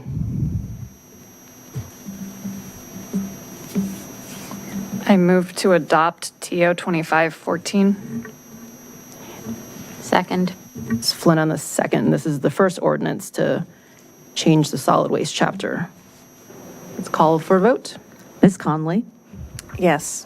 Ms. Downs? Yes. Ms. Flynn? Ms. Shantz-Hiscott? Yes. Mr. Snyder? Yes. Ms. Underhill? Yes. Mayor Hardy? Yes. Motion carries 7-0. Thank you, council. Let's call a vote for the next one. And can we open each public hearing individually? Okay. Thank you. Okay, this is now the public hearing for TO 25-15. This is to change the solid waste collection fee. Do we have members of the public who wish to comment? Okay, we're going to close the public hearing. Do we have a motion? I move to adopt TO 25-15. We have a second. Second. Ms. Hiscott on the second. Call roll, please. Ms. Conley? Yes. Ms. Downs? Yes. Ms. Flynn? Yes. Ms. Shantz-Hiscott? Yes. Mr. Snyder? Yes. Ms. Underhill? Yes. And Mayor Hardy? Yes. Motion carries 7-0. Okay, let's open up the public hearing for TO 25-16, and this is to change the tax rate. Any members of the public wish to comment? Okay, I'm going to close the public hearing. Do we have a motion? Madam Mayor, I move to adopt TO 25-16. Do we have a second? Second. It's Flynn on the second. You call roll, please. Ms. Conley? Yes. Ms. Downs? Yes. Ms. Flynn? Yes. Ms. Shantz-Hiscott? Yes. Mr. Snyder? Yes. Ms. Underhill? Yes. And Mayor Hardy? Yes. Motion carries 7-0. Thank you. Great. Thank you all. Thank you. Does anyone need a break before we get to the comp plan chapter? Do you think we can get through the next bit?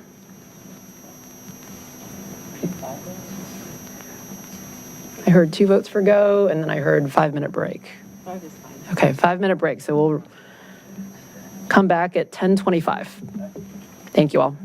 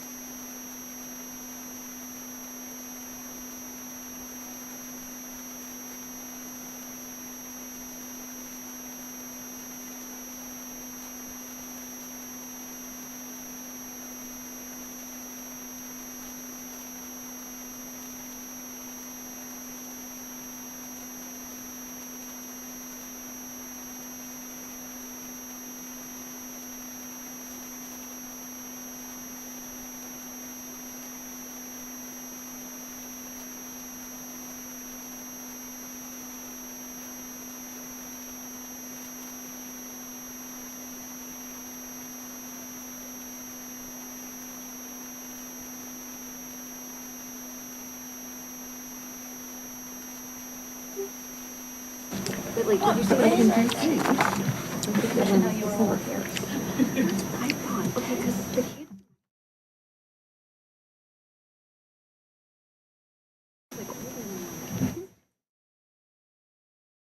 we rolling again? Okay, we're back. Thank you all. Let's get on to the rest of the agenda. Can we call up the next item, Madam Clerk? Yes, we have two items related to a comprehensive plan update. Would you like me to read those two together? Yes, please. Okay, we have TR 25-26, resolution to initiate an amendment to the City of Falls Church 2005 Comprehensive Plan to update Chapter 8, Community Building Blocks, Community Facilities, Infrastructure, Utilities, and Public Services. And then we have TR 24-28, a resolution, this is the resolution to amend the City of Falls Church Comprehensive Plan to update Chapter 8, Community Building Blocks, Community Facilities, Infrastructure, Utilities, and Public Services. And Council, we have Zoe LaRive, who's going to provide an update for the City Council. We have a few slides that we'll go through just to help guide that discussion, but we want to work through those briefly. And we also have Laura Arsenault from our city planning staff who is here in support of this item as well. Ms. LaRive, thank you for your work on this, and I'll turn it over to you. Hi, thank you, Ryan. Thank you, Council, for having me. I will try to keep this pretty brief, especially because this is primarily information you saw at last week's work session. First, I quickly wanted to call out the two resolutions, the two actions we are asked that are in front of council, the first being the initiating resolution, the second being the referral. I want to specify that this is referring the draft chapter to Planning Commission and aiming for a public hearing and final adoption in early 2026. So this is not a final adoption. If we wouldn't mind going to slide 4. Back one. So again, quickly, the comprehensive plan is a long-range plan with a 20 to 25 year scope. This specific chapter was last updated in 2005. So we're hitting that 20-year mark this year. Next slide, please. So, thank you. The purpose of this plan, and specifically this chapter, is to have regular use as a guide for public investments. This chapter is also used as a reference for third-party utility providers and private development when considering community needs and investment. So the next slide goes into the chapter organization. The draft chapter is split into 4 sections, so government services and facilities, public safety, city utility services, and third-party utility services. Together, those have about a little under 20 sections, I believe, which each provide an overview of existing facilities, an evaluation of their respective needs, and preliminary recommendations and recommendations to address noted challenges. So the next slide, city staff began by conducting an industry scan, a scan of state code, an analysis of progress made from the goals of the previous chapter, and then went and interviewed over 30 internal staff, subject matter experts. From there, we developed the draft chapter that is attached today, that has gone through several rounds of feedback from the subject matter experts at the city, the schools, and other partner organizations. Next slide. So here you'll see that timeline laid out by month. It started in spring of 2024. Key point to bring up is the kickoff meetings in the summer of 2024 with Planning Commission, Public Utilities Commission, and City Council, where we presented the scope. From there, we went and conducted the partner interviews, preparing first draft, going through those rounds of review, which has led us to this point, which is phase 2 on the next slide. where we presented the full draft to City Council last week. Following remarks from Council, there were a few small clerical edits made to the draft chapter, which is attached. Other comments are being cataloged and will be addressed in the future. We, as you can see, lay out a about 3-month period of public engagement that includes meetings with Public Utilities and Planning Commission, other boards and commissions, as well as community engagement and pop-ups with the community and the employees. The vision is to revise this draft and produce a second version of the draft in November and December of 2025, which will lead us we'll skip over the next slide, which has stakeholders, and go to the upcoming schedule, which is aiming for work sessions and then public hearing and final adoption in early 2026 to spring 2026. So with that, I will open the floor to any questions I can answer. Yes, thank you again. Great. Thank you, Ms. Larive. Any questions or comments since our work session? Ms. Flynn? I just had one, and it was something that I thought about during the work session, but then forgot to raise, and it was just for the community kind of feedback pop-ups. I think that you had mentioned maybe doing them at the community center and during the farmers market.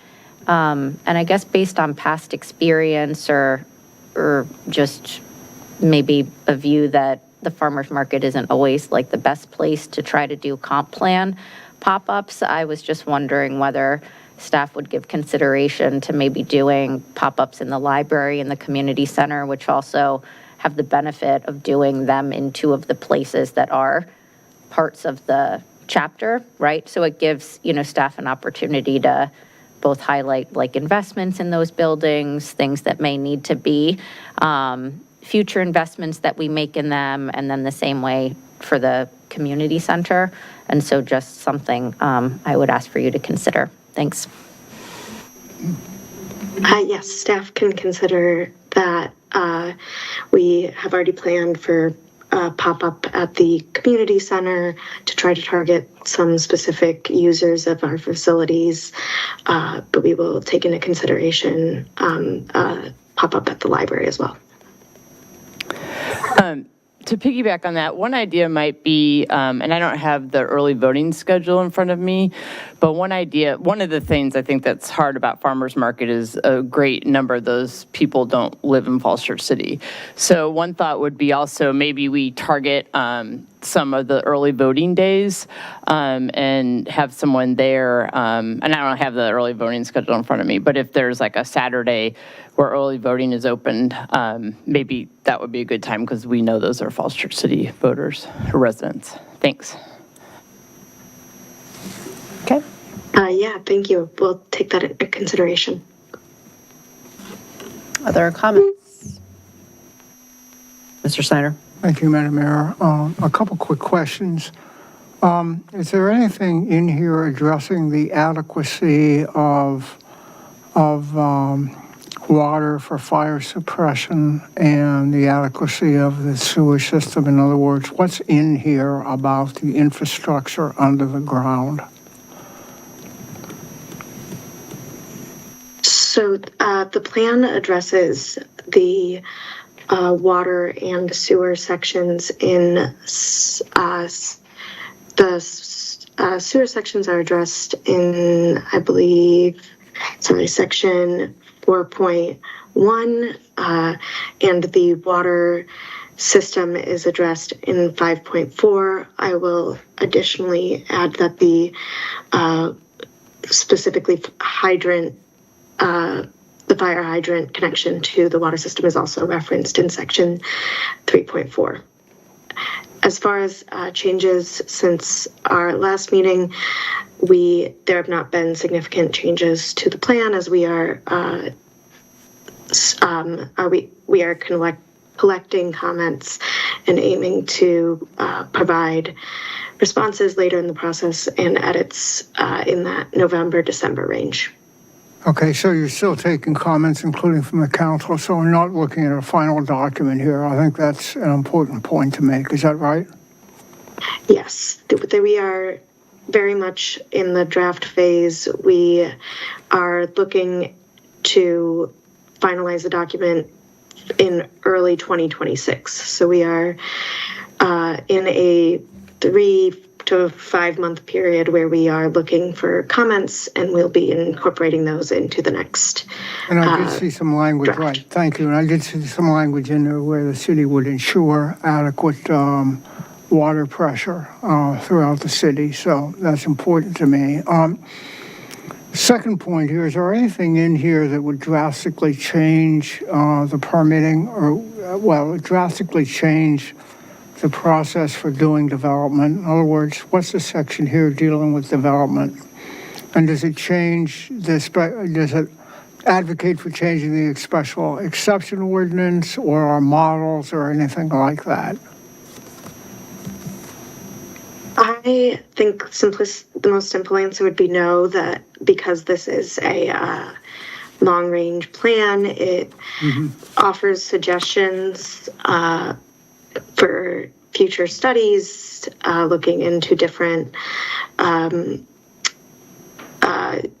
things related to development, but generally there's not any specific callouts that would change development processes. That would need to go through a different process rather than the resolution process that's involved in comprehensive planning.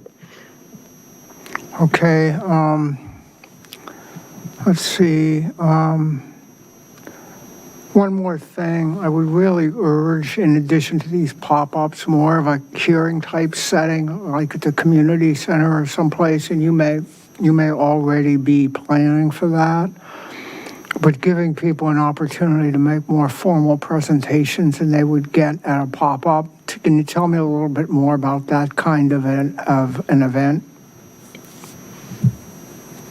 Yes, so we can take that into consideration. We are also attending a few different boards and commissions throughout the next couple months, but we can take into consideration doing a different form of meeting if that is warranted. We also plan on having our contact information and most up-to-date materials available on the website for anyone who may be interested to reach out. We welcome communicating through that lens as well.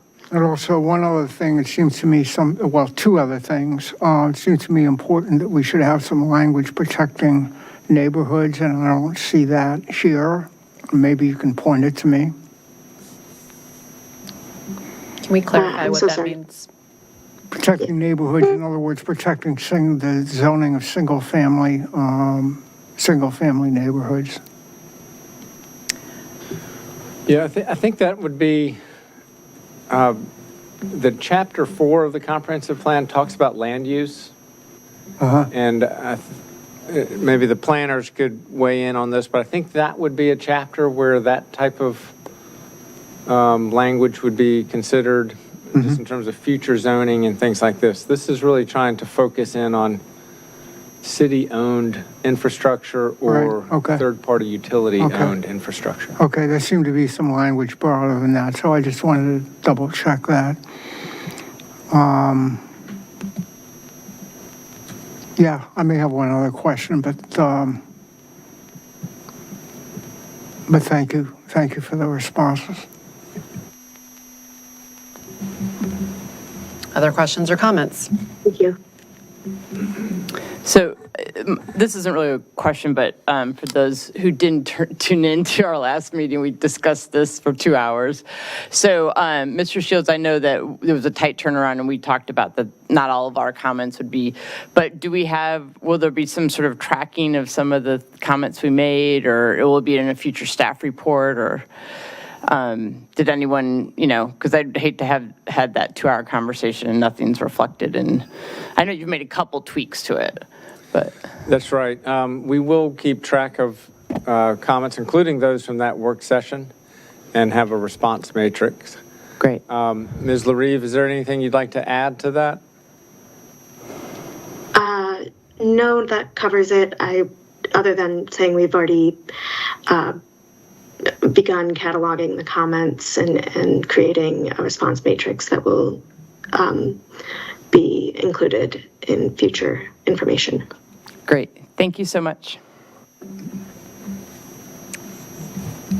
Okay. Madam Mayor, I'm sorry, just one more question. So many of us were kind of surprised about the language in there about expanding buildings, including this one, which we've just renovated.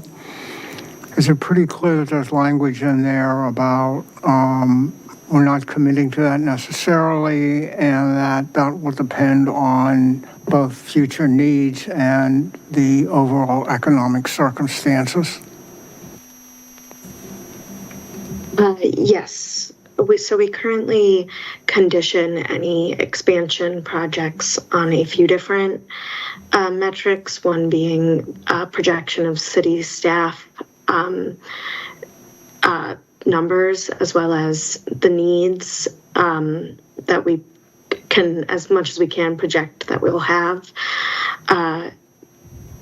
along with a few other different studies and analysis of needs. We try to be careful in the language to condition any future plans around those different studies, but we will keep in mind as well that caution in language as we move forward and make any edits. Okay, thank you. Thank you, Madam Mayor.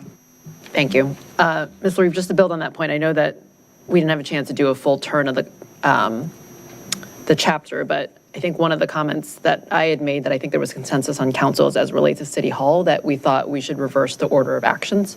So rather than move forward with any sort of short-term leases, we should probably start with evaluating what the current space configurations are, what future growth of city staff may be, and then decide that we may want a short-term lease option or we may want other options. But I think there was consensus up here that that would be the recommended step. So I want to make sure that while it may not be reflected in the draft, given the tight turnaround, that is reflected in the conversations as it gets referred out.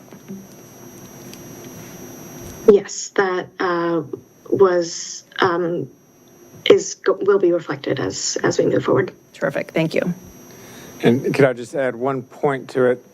that order was actually intentional because we are concerned that we may need to come to council, within the next 12 months with a discussion about, one, our sort of in-house analysis, and two, a potential need to lease space.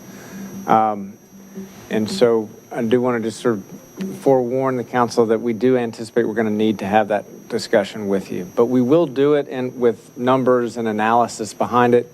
Probably will be in-house analysis. But we're feeling like this could be an issue of some urgency in the next 12 months. All I'm saying is you need to make the case, whether it's internal numbers or external numbers. Right now, we haven't seen the case. We've seen a comp plan draft that says we're going to go lease space, and that just felt premature. Understood. Yeah, Madam Mayor, it might be a pretty hard discussion. Okay. Any other final comments? And this is just, we got to call them separately, but this is the initiating resolution first to kind of kick it off. I'll entertain a motion.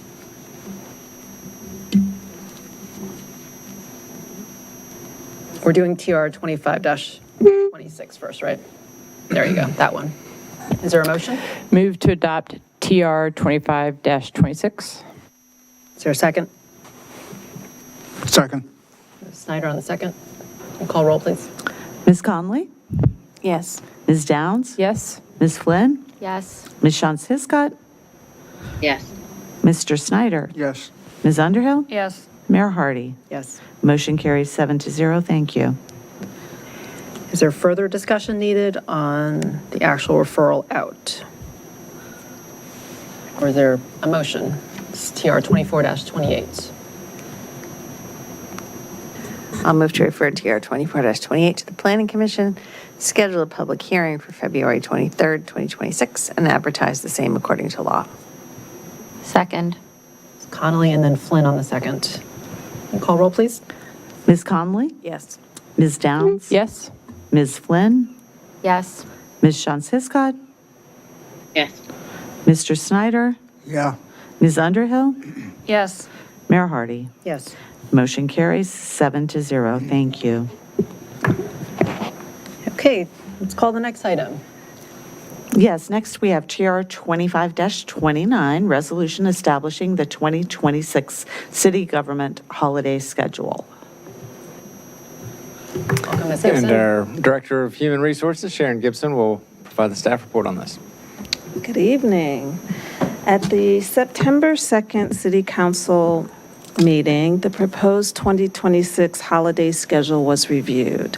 Two options are under consideration. The first is granting 4 hours holiday leave on the Wednesday before Thanksgiving, November 25th. That would essentially result in an early closure. Option two, adding 2 floating holidays. Council requested a comparison of holidays with Fairfax County and the city of Alexandria. Both jurisdictions observe 13 holidays in 2025. The 2026 calendars are not available. 13 holidays were also observed in 2024. I also wanted to make a correction to information provided at the previous council meeting. Arlington County observes 11 fixed holidays. They also offer 2 additional floating holidays for a total of 13. There's 2 federal holidays that they do not recognize. So the key insights from the research: at 13 holidays, the city is aligned with Arlington, Alexandria, and Fairfax. If the city were to adopt the early closure, the Wednesday before Thanksgiving, we'd be slightly more generous than our peers, while still below the Commonwealth of Virginia, which has a total of 14.5. If we adopt the 2 floating holidays, that puts the city at 15, and that would exceed all comparators, including the Commonwealth of Virginia. Great, thank you for that follow-up and the benchmarking. Ms. Flynn?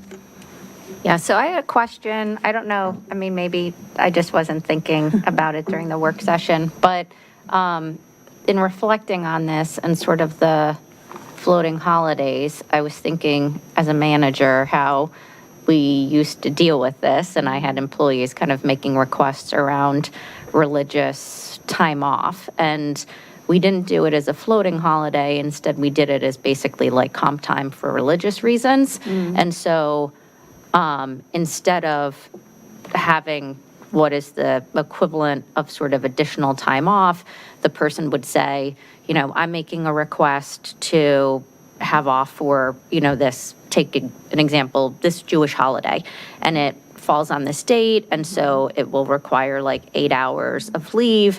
And so instead of taking leave, you know, can I work additional hours like on these dates, or put, it's not overtime, but additional hours into my schedule basically is like the equivalent of a religious accommodation. And then, you know, the person either in the 6 months, it's kind of a, I think it was a 6-month window, both either going into the holiday or coming out of the holiday, where they had the opportunity to kind of make up that 8 hours that they would otherwise be taking. And so, you know, they could go into what would look like a negative leave balance, and they would have, you know, 6 months to come out of the negative leave balance. Or going into like fall holidays, they could plan and say, you know, I've done this, in order to get this project done, can I do these additional hours? And as a manager, you know, I would approve it. And then they would kind of bank 6 or 8 hours so that by the time they were into needing sort of the hours for a religious accommodation, they would have them. And so it would mean that they kind of keep their annual leave to use like other people, but we're able to kind of create, you know, additional hours without overtime that could then be used for the religious time they would need without making it like a floating holiday sort of system. And so I don't know if that was something that the city has done in the past or incorporated or could do by administrative regulation. Like, I'm happy to provide what were like the OPM policies on this, but it may help not to be at like 15 holidays in terms of what to do with the floating holidays or concerns about, you know, people getting additional days off as opposed to working the same hours as colleagues, but being accommodated for religious holidays that they're celebrating. And you don't like, you know, inquire into like sincerely held religious beliefs and like those sorts of issues, but it's basically like, it functions like a religious accommodation. Yes. So we don't have anything quite like that. City employees are eligible to flex their schedules within a pay period if they're exempt employees and within a week if they're non-exempt employees. And so we do have that flexibility. The 6-month window that you referenced, we do not have that structured. Employees are eligible to earn comp time, and they certainly could use that. But to your illustration, it requires that they're pulling from sort of a stored leave bank in order to observe religious or, you know, cultural days.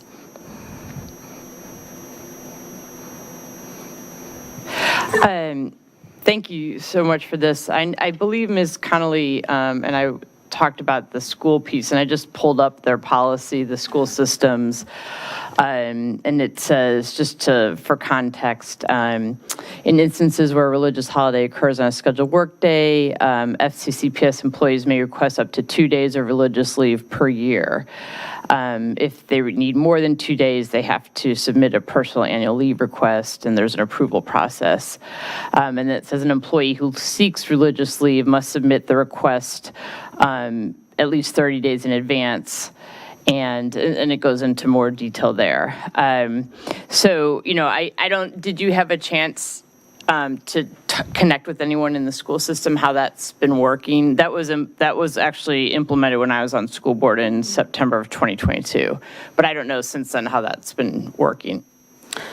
It's still on the book, so I guess it's been working okay. Yes, I haven't spoken to anyone how they're administering that. It sounds as if they are classifying regular work time and crediting it for those leave purposes so that someone's not drawing from their annual leave balances. So, for example, if we were to administer admin leave, we would code it as admin leave, but it wouldn't be pulled from the employee's leave bank. Right. And so our time and attendance system has the ability to, in your comments, to indicate that, and then it wouldn't draw from the employee's leave balance. Mm-hmm. And then we'd have to update our policies to reflect that. Yeah, I mean, is this a work? This is a work session discussion, right? I mean, that's what the staff. That's what voting. it says. We are voting because I think on the thing it just says non-work session discussion on the motion. Proposed motion it says non-work session discussion. Maybe that's just a typo. I think it was carryover from last. That is a typo. Okay. So I guess I would support, you know, again, having gone through this on the school board side, you know, and especially I think because we are giving Christmas Eve and Christmas off, you know, for those religious holidays, you know, I would support it. I think it's a nice thing to do for people who have religious holidays that are not Christian holidays, and you know, you can see that we've got that both not only just Christmas but also Christmas Eve off. So I would support it. The two floating holidays. Other thoughts?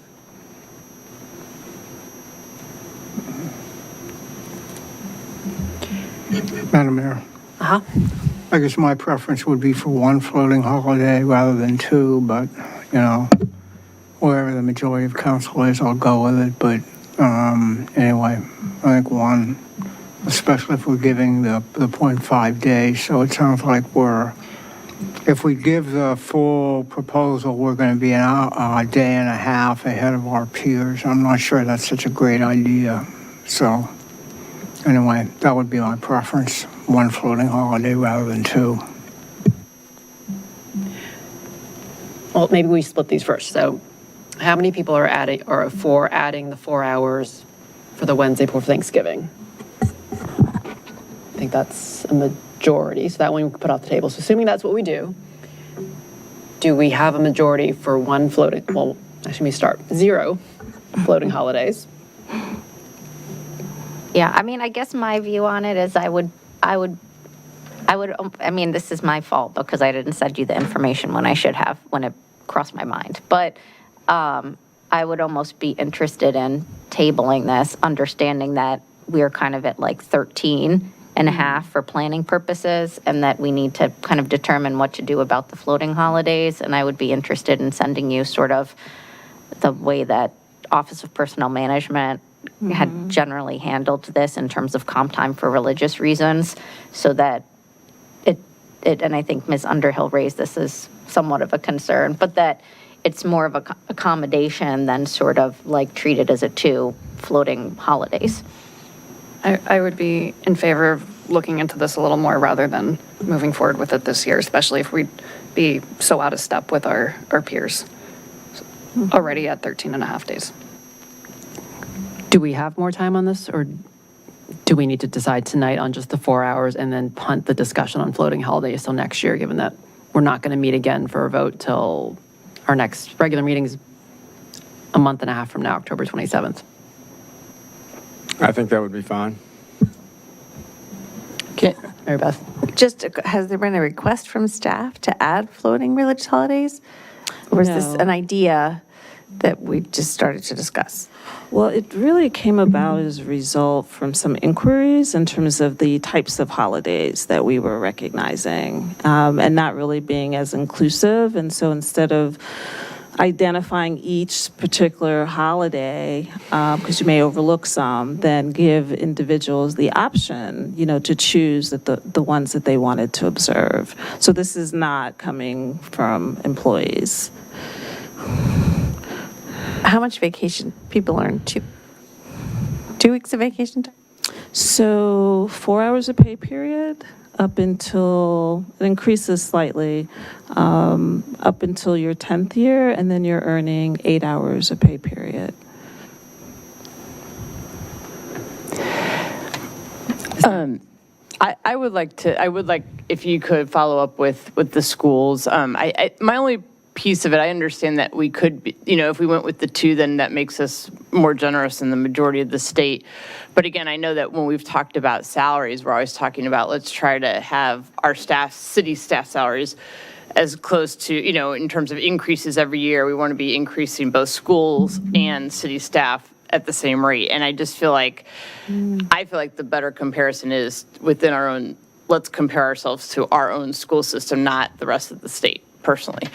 So I would just like to see more, maybe if we could talk with the school system, and, I would just, it would make me feel bad if, someone, let's say, who's Jewish says, oh, I have to take leave for Rosh Hashanah and Yom Kippur, but if the teachers don't, they get 2 days that they don't have to take their leave. So I just, again, I'd like to I love it if we can have there be more equity between the schools and the city staff.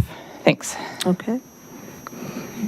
Yeah, I think benchmarking with our neighbors is important, benchmarking with the schools is important. I do also, and sympathetic to, I think it was Justine who brought up it during work session, like there's a good number of people who aren't religious. And so I want to be sensitive to that perspective as well. And so if we don't need to decide on September 8th and we have until October 27th, then maybe it's worth following up if staff is okay with that. I think what we have consensus on is the 4 additional hours. Do we need to vote on that now, or can we punt on the whole thing? Do people need to plan? Well, I think for the holiday schedule, I can see the floating holidays sort of being separate from that and standardizing the 2026 holiday schedule. Okay. Okay, so the motion will just be then to add the 4 additional holidays and then adopt the holiday schedule, and we're going to take out the 2 floating holidays until further discussion.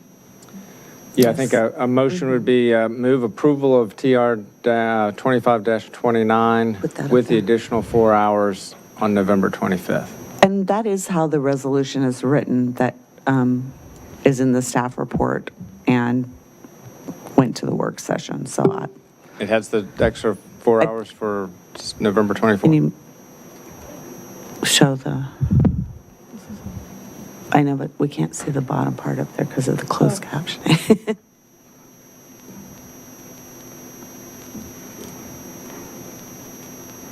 So it does not note the 4 hours on the Wednesday before Thanksgiving.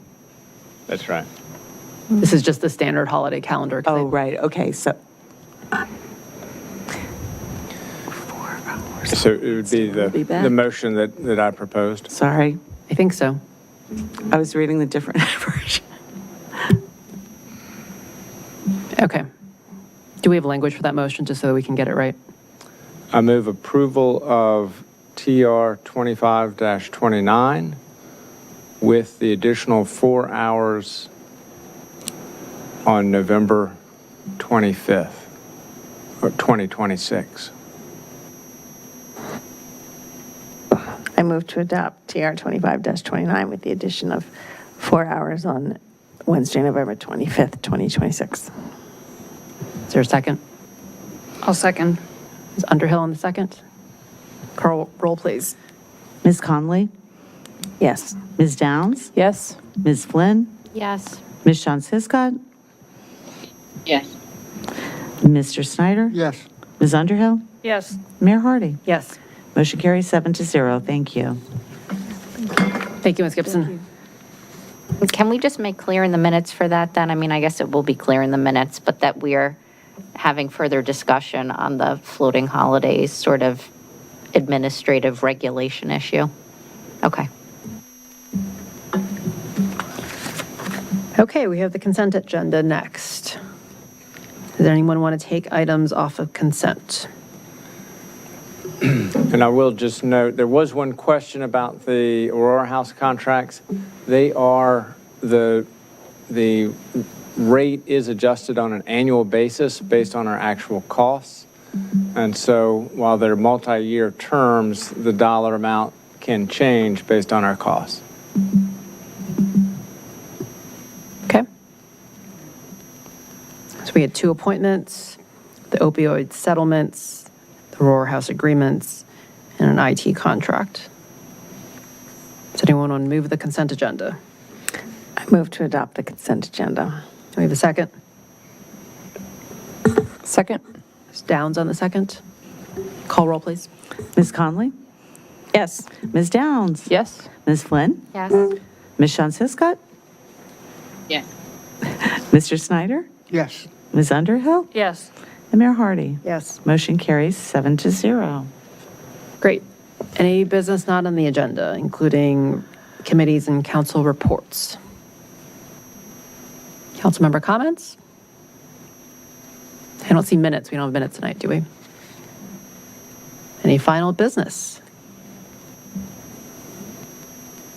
Okay, let's adjourn. Thank you all. Good night. Thank you, council. Thank you.